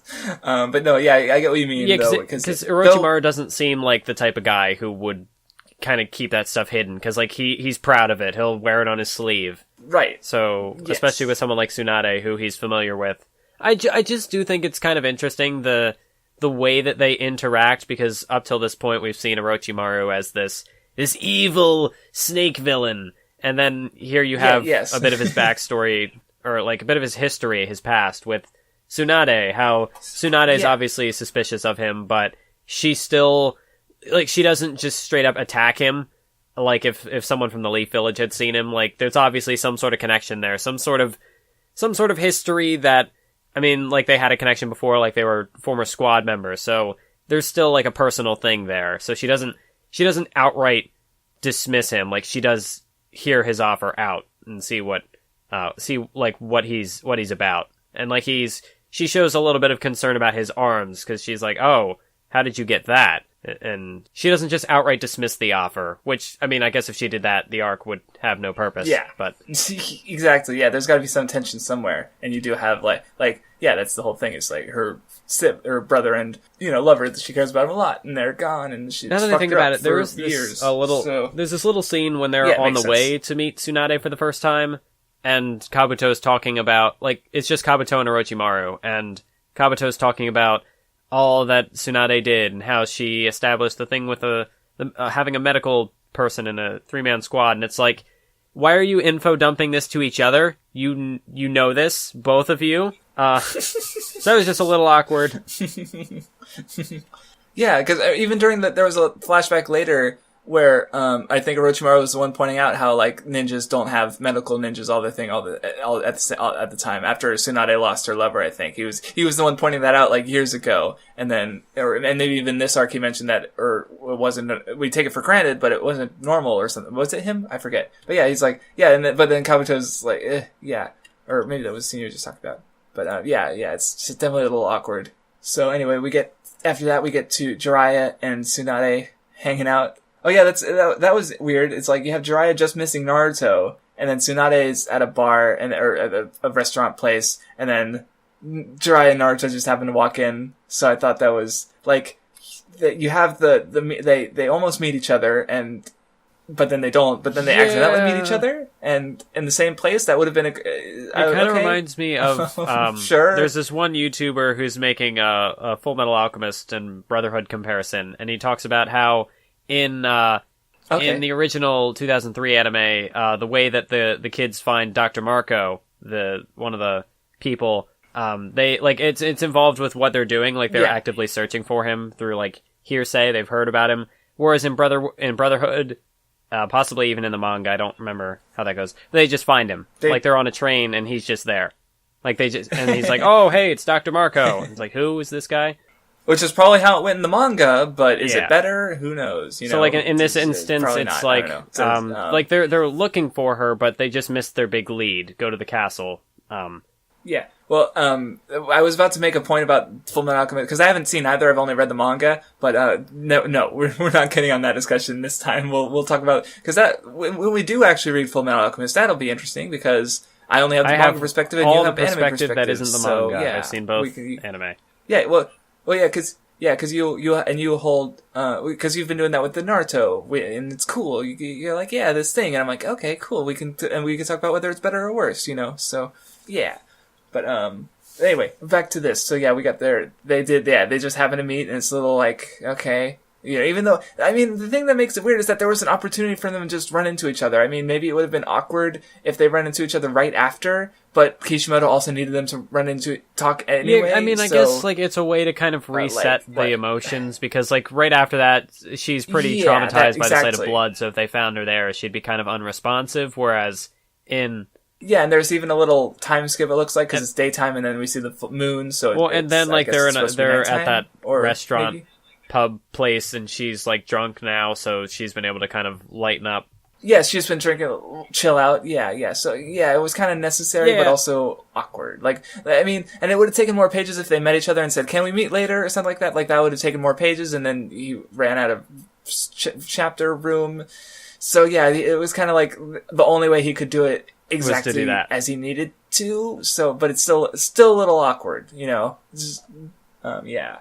I know you talked about how Shizune will say things about Tsunade that Tsunade herself won't say, except in this instance where Shizune will say nothing because Tsunade does not want her to say anything.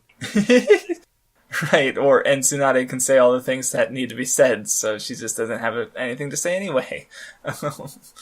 Yeah, but Naruto is only now learning about what they're there for.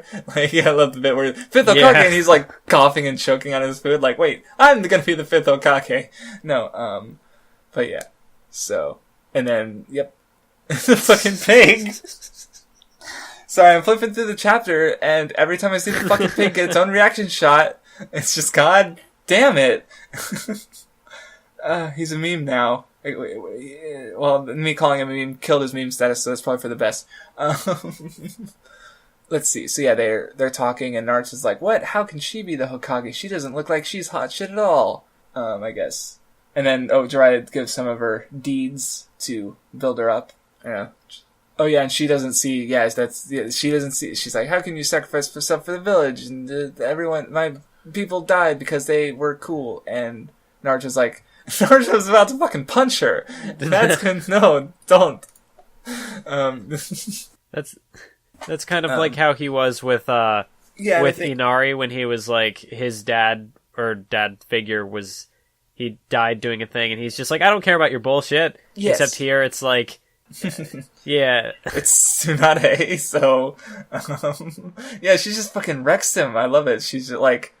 He's got his knife, and she just like steals the knife and like with a finger, and then she just flicks him and blasts him back like fucking. Yeah, she beats him with like 1 finger meters. The whole time. She's just kicking his ass. Oh man! And then he charges up his Rasengan, except it's like an incomplete one. But then before he can actually hit her with it, she just with 1 finger hits the ground and just opens up this big hole. And it's crazy. Or is that the hold on was that the moment or yeah that's where she cracks the hole in the ground. That's where Jiraiya does his wince that I mentioned. He outright says it actually. He never mind, I thought it was more subtle. He gets a little like speech bubble where he's like, man, she's still a monster. I remember when she hit me with that monster strength. And yes, and I thought it was more subtle than that. Damn it. Kishu, you're ruining it. No, it's fine. But yeah, then there's like this, the wager, the necklace, and Tsunade steals his frog. Not the frog wallet. The beloved frog. And then they're talking about the Orochimaru's deal. I don't know, not a lot to talk about for some reason. Like, it's just all pretty straightforward so far. I mean, I'll definitely have things to say when we get to the fight, but at the moment, I'm just like, yeah, it's just things are happening. I mean, we're already 2 hours in. I don't think we have to nitpick every little thing. Yeah, that's fine. That's okay. It's Naruto and Shizune talk a little bit, and then we get flashbacks. And she had a little brother. He died. Oh yeah, there was the Orochimaru bit where he's like, "Oh, we're in the middle of a war, and there's no of course you know we're gonna die. There's no medics on the battlefield." And then she says, we should have medics on the battlefield, and her lover is like, yeah, that would be a good idea, and then they fall in love, and then he dies, and it's sad. I don't know, the way the events play out, like, it's, in the flashback, it seems like, I mean, like, she gives her brother the necklace, and then I think, like, the next day or so, he dies, and then he meets this guy, and then shortly after he dies. It's like, man, rough week. Yeah, exactly. It's a cursed necklace. She gives it to them, and they die. So, but yep, sad. And then Naruto does his training for like a week, and Tsunade's gambling, and Orochimaru is like certain that Tsunade will take his offer, but I guess he didn't account for Naruto, who kind of held. Oh yeah, okay. Here's because Tsunade and Jiraiya are drinking again, and Tsunade drugs Jiraiya, and here's where like my other grievance about the arc comes into play. Because again, like I was talking about though with the third Hokage and Orochimaru, where it's like these are some strong ass fucking ninjas, so shouldn't they be doing some cool ass shit? But they really didn't do a lot of cool ass shit, and you had the other two Hokages too. And then so this arc, you do finally get some of that cool ass shit I've been waiting for, but it's after. Like, because they start out the fight crippled. Like, Jiraiya's drugged, Tsunade has trauma, and Orochimaru's got his arms sealed. So it's like, the coolness of the fight is kneecapped, like, immediately. And I'm just like, no, it got cool after everyone's handicaps started wearing, or at least Tsunade and Jiraiya's handicaps started wearing off. So I was like, stop, let it be cool. I don't know. How do you feel about that? The handicaps? Like Orochimaru was going to be handicapped from the start, so I think it kind of made sense no matter what. Like, but then you have Jiraiya getting the way, because she handicaps Jiraiya with she poisons him, and then she goes on to deny Orochimaru's offer, which seems a little backwards to me. But I think he might have been going for she made the decision at the last minute, like she really couldn't decide, but then. In that moment, she realized, like, hey, I can't do this. So it obviously it builds up the tension that what is Tsunade gonna say? Because we can't be spoiled on her answer before that, because then, we know what's coming. There's no surprise in the fake out. That's the only way I can see it, because the only other thing would be maybe she knew what she was gonna do, and she just didn't want anyone else to get involved, which also seems pretty reckless, because... I mean, he got involved anyway, so it didn't work. You have Kabuto go back to, Orochimaru sends him to take out Shizune or whatever, but then obviously Jiraiya's there, and I guess Kabuto doesn't really know that Jiraiya's been poisoned, so he holds back. He goes back. Yeah, he's like, "Oh, but I'm not fucking with Jiraiya," which that makes sense, And then of course there's that awkward moment where he comes back, and it's like, "Oh, you betrayed me, Tsunade," and. It's like, why Kabuto? But as far as, Yeah, okay, so, and also, rereading it, there's, she says that, it was, she, that big panel of her, crying, as she talks to Orochimaru before, that's the moment when she realized that, her going, so she drugged Jiraiya, not wanting him to get involved because she was going to take the deal at that point. It was after that she said also, she wasn't going to. she took out Shizune as well, the night before. So she was... Right. So yeah, that was her intent. She was going to take the deal at that point, but then she changed her mind because. What I also think is kind of interesting in that case is that the deal was that you have to have two living. I was about to say living corpses, but I mean that's kind of what they were. I forgot about that. You have to have two sacrifices. And it's okay, well that's obviously going to be Jiraiya and Naruto because they're the ones who are there. But she drugs them, and they're not with her, so then it's so if you do accept the deal, then how are you going to take them down? Because you've now given Jiraiya time to try to shake off that poison. Shizune has had a night to presumably recover. Who knows what Naruto's doing? It just... Yeah, it's like she didn't... I mean, maybe the idea was that she'd accept the deal and then go and get the drugged, if Jiraiya was drugged, she'd have an easier time taking him down. Maybe that was the idea. But even then, why give him the freedom? Why not use a better drug? I don't know. Maybe she didn't have it available. It's a little weird, But then I guess there's also the idea that, Jiraiya was surprised that he didn't notice it, which I guess would kind of... if Tsunade, perhaps if she had used too strong of a poison... I mean, I know that's her specialty was, she could slip it in there with her medical stuff. But if it was too strong, maybe he would have noticed it. Yeah. But my favorite part of this fight was actually the stuff... once you have the big summonings, that's when I lose interest, because I'm not a big fan of that. Because that was the case with Naruto and Gaara, when it got all bombastic with the animals, I kind of lost interest. But here... I like the stuff leading up to it where you see Kabuto using, like, now we really get to see what Kabuto's about. We get to see him fight and how he's able to, like, tear tendons and, like... Yeah, well, this is, like, because he's more of a hard counter to Tsunade because he knows all of her deals, and even though he's able to, like, he's still pretty outmatched, but he knows her weaknesses. Like, there's a moment where he cuts and showers her with blood, I think. Yeah, and then, so, him making... Even though he's a little bit below Kakashi, but him standing up to Tsunade actually makes some sense, because he does know her abilities. Though, yeah, or was it this fight where you got the? No, maybe that was earlier. Anyway, but yeah, it's fine, it's cool, but and then you get the Naruto versus Kabuto stuff, which is because it's kind of weird how things play out because it again kind of goes into that formula that I don't really care for, like kind of what happened with the Forest of Death, where you get the big where they're kind of standing at the sidelines. First Kabuto takes down Tsunade, and then Shizune comes in, and then Kabuto takes her down, and then Naruto gets crushed by the snake, and Jiraiya is stuck with Orochimaru, so then Kabuto is just kind of beating up Tsunade, and then Naruto comes in, and then Kabuto is just beating him up, and no one can do anything, and then Tsunade comes back in. It's very linear, very isolated, and that's just personally that's not my thing. Like, you can do that well, and I'm not saying this, like, comparing this to the Forest of Death, I think it's about the same, I guess. Like, for me, as far as, like...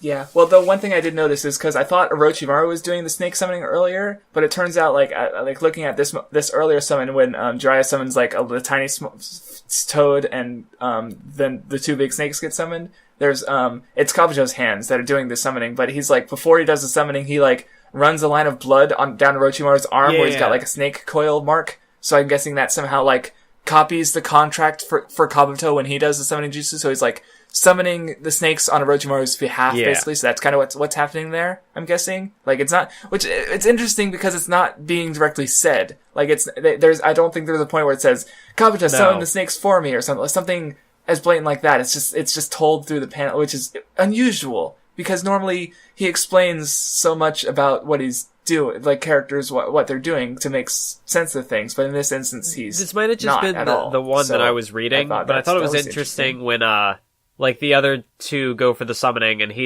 when Kabuto calls out to Orochimaru, he calls out the name of the snake, but I didn't know what that was at first, so he just shouts out a word, and I'm like, what is he saying?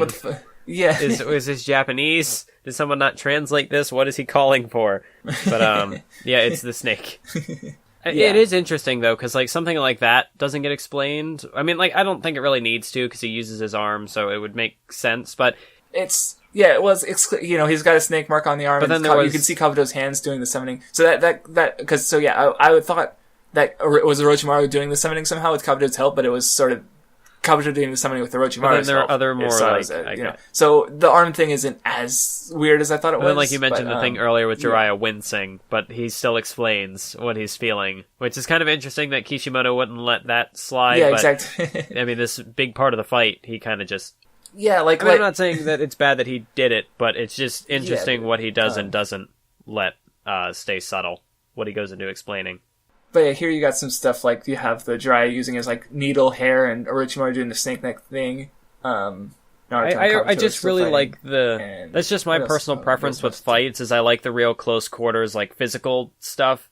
And then once it opens up and all the creatures get summoned, then that'll just happen with most of anything, that's when I'm going to start losing interest. So that's not necessarily a flaw on Naruto's part, because, like you said, these are the three legendary... knowing where Naruto goes, like, I mean, a lot of people are like, oh, magic ninjas, haha, but it's like, okay, like, it's, I don't really have a problem with it, like, it might reach a point where I'm like, okay, this is stupid, but I feel like that would be more of the one-upsmanship rather than, like... Or just feeling the need to go further. Like, if Kishimoto had, shown off these abilities of, like, this is what the Sonic can do, this is what some of the best ninjas in the world can do, and then sort of left that cap there, that would have been fine, but instead he just kept going, like, maybe that's the real problem. Well, that's kind of like how in My Hero Academia, when they introduce All Might, and he's he's very clearly the top. Like, this is what everyone is... He's the number one hero, so this is what everyone is aspiring to. Yeah. And at least, like, I haven't read the My Hero Academia manga, so I can't say for certain, but as of yet, like, none of our characters are even close to that. So it would have been... Because, like, these are the top, the top tier, so you'd think, like, they would be the ones to shoot for, but I don't think it's too long before they get surpassed. Yeah, that's unfortunate. I mean, even now, there's the thing with Itachi, so that's already a ninja who's not one of the Sannin being already considered at their level, and but definitely above Orochimaru, so... Yeah, because before, I guess, the third Hokage was the power ceiling, but obviously Orochimaru took him down, so now Orochimaru seems to be the power ceiling, but no, Itachi. Yeah. So it'll just keep going. Right, but actually Jiraiya maybe? It's a little weird. But, so anyway, after that, getting back to the actual series, because I think that was my issue with the arc was the fucking, them being crippled doesn't do a good job because showing the ceiling of the setting, but that kind of gets under. Like, I mean, also, what's the point of handicapping your characters if they're just gonna shrug off the handicaps? Like, Tsunade finishes her character arc, and she's fine, and then Jiraiya the drug wears off enough that he can do his big summons. Yeah, I thought it would have been really cool. Like, they had a moment where Naruto went to summon the Toad, but it was a gag. I thought it would have been cool because Jiraiya's handicapped, so let Naruto summon it, because he's done it before. You have Kabuto summoning the, And that would have set Tsunade up a bit better, because she's actually able to do her summon alone, while it makes sense that she's the perfect one for the Hokage, because Jiraiya and Orochimaru are fucking useless right now. At least, in it to a degree, at least, But, that would have been neat. Naruto beats the shit out of Kabuto. Kabuto's... I thought it was interesting because Kabuto's like, I'm fine, but then he's like, I'm not fine. So, kind of a bit of a fake out there. Like, he's like, oh, my recovery, I can just heal from this wound. And it's like, shit, didn't work. Because their Sun Gun does internal damage too, that it didn't work. And then Naruto's dying though. So, Tsunade overcomes herself. And the little shit, he's like on the ground dying, and he's like, "I win the bet." And it's, I like that moment. Actually, I'm just, that was cool. Although the bit where Kabuto is like, he's on the ground already, and he's like, "Well, I've killed him. Like, I've stopped his heart or whatever." And then he's just like, I don't know. Was there a reaction shot after she like stopped shaking from her fear of blood? Oh, no, it was Orochimaru when he comes down, and he's like, "What? She stopped shaking." Like, she gets over fear of blood, which is... Yep, he's like, "Oh, that's..." Yeah, and then he goes in, and he's doing more cool shit. Like, he pulls a fucking sword out of a snake out of his mouth. Like, the dude has no hands, yet he's still doing some crazy-ass fucking shit, And, he impales Tsunade, and she is able to shrug it off to a degree. She's tough. Oh yeah, and then she's over herself. So, and then you get the summons, and this is where the fight lost you. But this is where it was like really starting to get me, because like you got the big fucking toad fireball, and it's just like this massive fucking, and then Tsunade uses Gamabunta's sword and impales Manda, and it's just fucking cool. It's because she's so small compared to the sword. Like, she's like a dot at the corner of the blade, yet she's just fucking... I like so what cool. it's representing. These are the big guns, and they're using their big guns. Yeah, I mean, like, I guess it would have been cooler if they were doing crazy shit on their own without the summons, which I guess is what you might have preferred. But, I mean, that's what Tsunade is doing. Like, her slug gets wrapped up by Manda, the snake, and... It's like, doesn't seem to do a lot. It's just a kind of healing guy. Like, it's considered a big summon, but it doesn't even look like Gamabunta just got like a coat and stuff. I mean, Manda's got horns. Whatever. I don't even remember the name. See, I don't remember the name of her slug. This is a problem. I definitely like this slug. Fight over... It's supposed to be like the third... It's the forgotten third of the Sannin summons. I definitely like this fight over... Katsuya. There it is. I prefer this one over Naruto and Gaara. Like, with the way... Like, with the Toad versus, his Sand Spirit, it was kind of, didn't really get me. This one, at least, like, there's a three-way dynamic, and I love me a good, like, three-way fight. Just anything, just even this, like, a... Yeah, like, well, because then you're avoiding the standing at the sidelines thing and waiting for the one-on-one to end, you know? So, yeah, that's what this fight does well, because you can have, obviously, Tsunade and Jiraiya can bounce off of one another, and Orochimaru's doing stuff. It just gives the fight an extra component that makes it a little more than just a one-on-one. I mean, I guess Orochimaru does have some help from Kabuto, but it's like, Orochimaru's already been placed under Itachi, so it's like, as cool, like, Orochimaru's fending off both the drugged Jiraiya and, not weakened at all, like, finally reaffirmed and tough Tsunade, so it's just like, Itachi would do better though, so it's like, it's hard, because Orochimaru's even crippled, and the implication is that Orochimaru at full strength is still under Itachi, so it's just a little kind of weak. Yeah, because when you think like Jiraiya and Tsunade, like they're working together and they're struggling so much against a weak Orochimaru. Yeah, and then Itachi's supposed to be above even a full-fledged Orochimaru, so it's like... But then still, like... Sure. I mean, Jiraiya was drugged, but still, like, they're struggling against Orochimaru 2-on-1, and Itachi's like, well, Jiraiya would give me a run for my money. I don't think this kills it, but I feel like that's so it's putting a little bit of strain on the situation there. Yeah. But, anyway, we're almost done with the arc. So yeah, Tsunade... she's about to play, it's kind of time skip a bit. She's placed her hopes in Naruto, because he's the main character boy, and yep, she accepts she's gonna be 5th Hokage. So when is your Tsunade No, definitely rank not in this episode. So far, Tsunade has been a very solid character. Yeah, well, that's the thing, because, like, she has her lover, but he's dead, so she doesn't have, like, even her relationship with Jiraiya, it's not really that different from a relationship with Orochimaru. Like, she's not...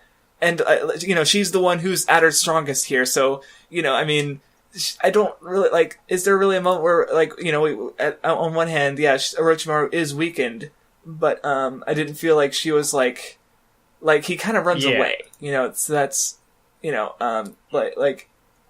so they kind of escape before, I mean, Tsunade is definitely tired after the fight, but, like, there's that moment, like, she, wraps around... Orochimaru grabs her with his tongue, and she just sort of pulls him in and just fucking slugs him across the face. So it's like she's performing the best, and she's got and again, like that moment with the fucking Gamabunta's sword is just so fucking cool. Like that's like for that moment to Tsunade is like Sakura fighting off the sound ninjas.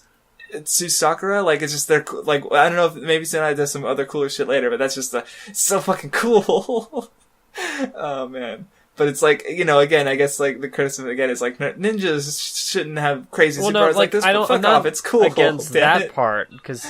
No, I know, you're not against that, I know, that's a general criticism, I'm not, calling you out, but, well, I mean, like, just, as far as, like, the magical powers go, like, the bombast is definitely tied into that, but I don't think that's not the issue, because, like, obviously, summoning fire, like, that was introduced very early on, and that's not that's a magical power, but I don't have a problem.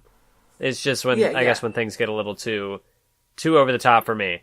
It's summoning in general you're just not a fan of, even though you like Pokemon, which I think I commented on. I mean, Pokemon is different because, like, it's just a completely different format. Like, the creatures are battling each other. Yeah. Yeah, no, that's the whole gimmick, and this kind of, it's like, part my of the issue thing, just with that is that if usually my issue is a big monster gets summoned, and then it slows the pacing of the fight down. Everybody has to work together to take this big thing down. They're working against a common obstacle, which I guess you could say even if it was a person, it would still be the same. But at least then, like, with an individual person, like, they take up much less space, so you could have a bunch of people rush them at once, and they have to maneuver, like, through them or whatever. With a big monster thing, like, everybody rushes it and it doesn't move. At least here, like, they are pretty agile, so... Okay, see, I'm just thinking about, there's an arc of One Piece that I don't know if you're gonna like or if you're gonna hate, because there's a fight against a big dude that lasts, it's like a whole volume on its own, it's a long fight. But that's One Piece. I like it though, so we'll see. But, I don't know, because, I don't know, at least speaking from these fights in Naruto, I don't really have a problem with the summons, honestly, so... Or do you have a specific example, like from later on, or from even what we've experienced, or just is it just a general thing? You're not a fan of it, because like even with okay, like with the summoning here, it's at least there's more going on because they can move around more, and then you have the teamwork and stuff. Yeah, like you got Manda digging under the ground and shit, and then you have the teamwork between the summoner and the summon. Like even with what's his face, Sarutobi and Enma, he was using. He really just summoned the monkey as a weapon, but then the monkey, he can't kind of grew his face off of the pole, so it's like there's stuff going even on with there, yeah, but this is... It's not just summoning itself, though, because, obviously Kakashi summoned a bunch of dogs when he fought Zabuza, and I didn't have a problem with that. The way that was more like a single attack, though, than an actual... it was almost like he's, because the dogs got summoned, and then they were just on Zabuza, it was kind of, it's not quite the same as sort of, well, how do you feel about Kiba's fighting style, though? Because it's not a summon, but it's still, it's like if he summoned Akamaru, that wouldn't change anything. Is it I think it's more so just there's a big hulking thing that everybody has to group up to take down. Forget what the individual fights going on are and any sort of character stuff there. We gotta all gang up to work on this one thing. I think that's a little... well, I mean, that's not really... That has been, with Naruto vs. Garo is kind of a one-on-one thing. Well, two-on-two thing once they got there. Well, I mean, if you count the tailed, Gamabunta and...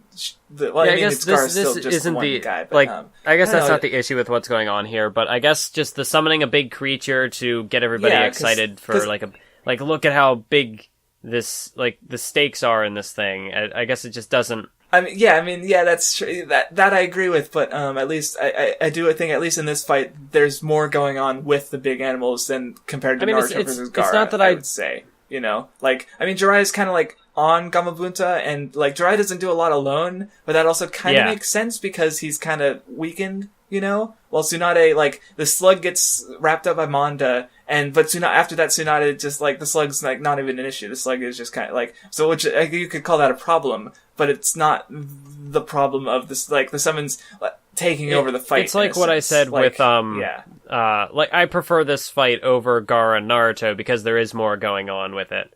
In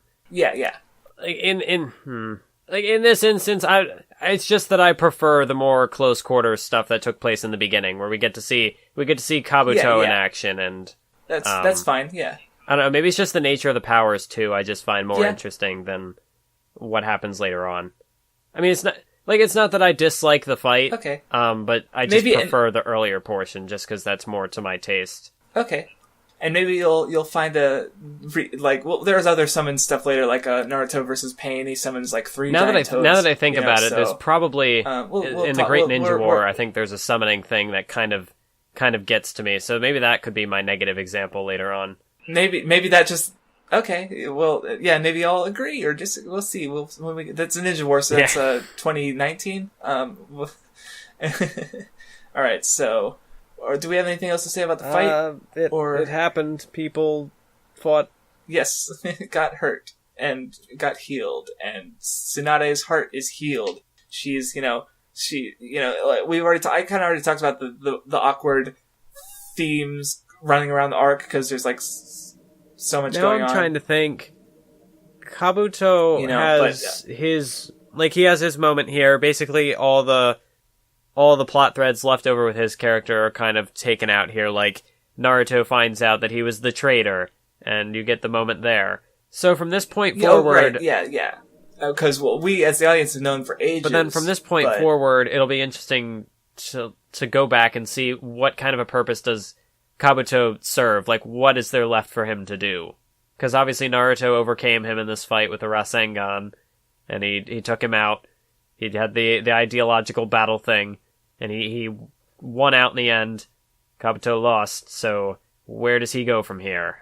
Hopefully.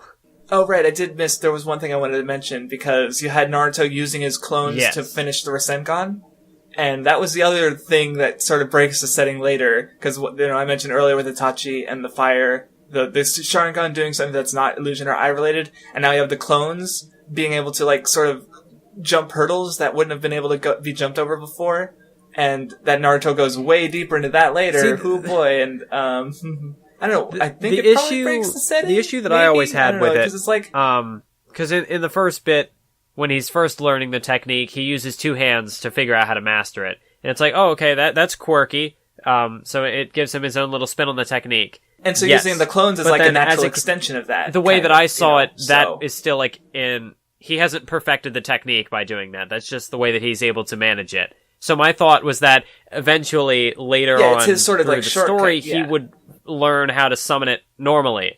Like that would be part of his growth, was that he would have to figure out he can't use a clone or 2 hands to figure it out. Like eventually he has to learn to use it normally, because that would be much handier in battle. Because obviously if you take out 2 hands to use an attack, or a clone expending that chakra. Yeah. But he never really does. He keeps doing it over and over and over and over again for the rest of the story, and I feel like that's right. And well, I'm sure we'll talk about this later, but just the whole we'll talk about it later, because that's when I think when he was learning the Rasen Shuriken is when he really gets into using the clones, and just have it. If it gets to the point where I feel like everyone in the setting should learn how to use shadow clones, just because even having one other duplicate of you, like I could be finishing my backlog and making analytical videos at the same time, and there's no downsides. It's too fucking good. So why doesn't everyone do it? It's just you double the productivity of the entire world. It's just oh man, yeah. It's just we'll talk about that later. So anyway, yeah, the arc's over. We're done, I think, yeah. And Naruto and Tsunade's cool, and Naruto's gonna be the Hokage, and yeah. Well, and then there's that bit at the very end, like after the fight's over and they go back to that restaurant, bar thing, whatever it is. Outside of it, yeah. And then they get that scuffle again, but instead of flicking him, she kisses him on the forehead. Yeah. And just like her brother and the other guy, and he will live on now. And hopefully he doesn't get killed by the curse. Yeah, hopefully. Well, yes, he does, but as we know, there's only 50 volumes to go. Well, I think like the idea with the curse was that like they would go off immediately. So with relevance to this arc, it's like, oh, he has the necklace, he's going to die now, but he doesn't. So I think that was the end of that plot thread. I don't think Kishimoto was going to keep it around any longer than that. Yeah, I mean, maybe we'll see something later. But anyway, so yeah, despite covering less content than before, we still went on for quite a while. Yeah. So yeah, we'll see how it goes in the future. I don't know. We had some good talks about power levels and such. So yeah, I mean, we'll see. Next time it's gonna be the first half of the Sasuke retrieval arc, unless there was something else you wanted to say that about the stuff we just read, because I think we're done. Yeah, I think that about covers it. I think we got everything. As far as the arc goes, how would you rate it in comparison to like the earlier everything stuff that's come before? I guess I'd probably put it my second favorite under the first half of the tuning exams. You know, like the second half of the tuning exams had some good moments, but also a lot of bullshit. In this one, that there's little bits of bullshit, and like the thematic thread could have been better. You know, like at least the Zabuza stuff did have a bit more interesting stuff going on thematically, even if it also was kind of like this arc had nothing. Like it was trying to do things thematically, but it was doing too many things thematically and just delivered on none of them. It felt confused. You know, like we were talking about that earlier with the gambling and the vices, but also you know, Hokage and determination and protecting the village and focus with the training arc and father figure. What the fuck is going on? It just doesn't make any sense. It's just, you know, it doesn't really come into like a full focus at the end. It doesn't a good climax. So it's just kind of awkward.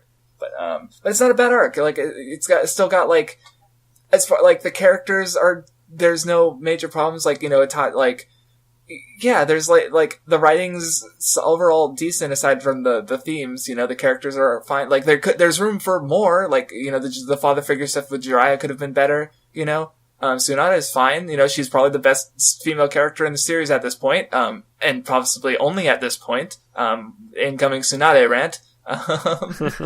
Yeah, so I'm excited. Maybe I'll have one by the time we get to that point, because I'll understand exactly your grievances. So, anyway. Yeah, but yeah, it's again, it doesn't quite hit the highs as the tuning exams, you know, with the Lee versus Gaara and the cool parts of the Force of Death and the cheating exam, you know, like that's just got a good few punches of cool shit. So, you know, and this arc doesn't quite hit those, but what it does hit, it hits pretty well. You know, it's cool. So definitely less disappointing than the rest of the Chunin exams. So I would have to agree. And even if I think the Zabuza arc might, as far as like themes and stuff goes, it's a lot tighter, less. But I just think I don't think the Zabuza arc has as much going on. Like I feel like this arc has Haku more. Is the whole thing. Haku's like a tragic character, but he doesn't have a whole lot of character. And Zabuza, he's like. They don't. Yeah, there's not much to those two characters compared to even Orochimaru he's a clusterfuck, but at least he's got his connection to Jiraiya and Tsunade, so and Kabuto has Kabuto's a bit of maybe even more of a clusterfuck than Orochimaru, but those two have a bit more going on than Haku or Zabuza did, for all their issues, And as far as like a new character being introduced in Tsunade, I mean, I think he did a pretty good job. I don't really have any issues with her so far. I was bothered a little bit about the cliche, but it's far from damning. It's fine. It's just a personal annoyance for me. So, but it didn't detract from her character because again, she's the strongest female character, literally the strongest female character at this point in the series. So, and that's fine. It's cool. She's the Hokage. She's the leader girl. It's awesome. Yeah. Anyway, I think that's it. So we will catch you next time. Thank you for listening. We're only 10 hours deep into Naruto. Got another, only 19 volumes in, only 50 to go. See you next time. Yeah, later. Yeah, later. Yeah, later. Yeah, later. Yeah, later. Yeah, later. Yeah, later. Yeah, later. Yeah. Later. Yeah. Later. Yeah. Later. Yeah. Later. Yeah. Later. Yeah. Later. Yeah. Later. Yeah. Later. Yeah.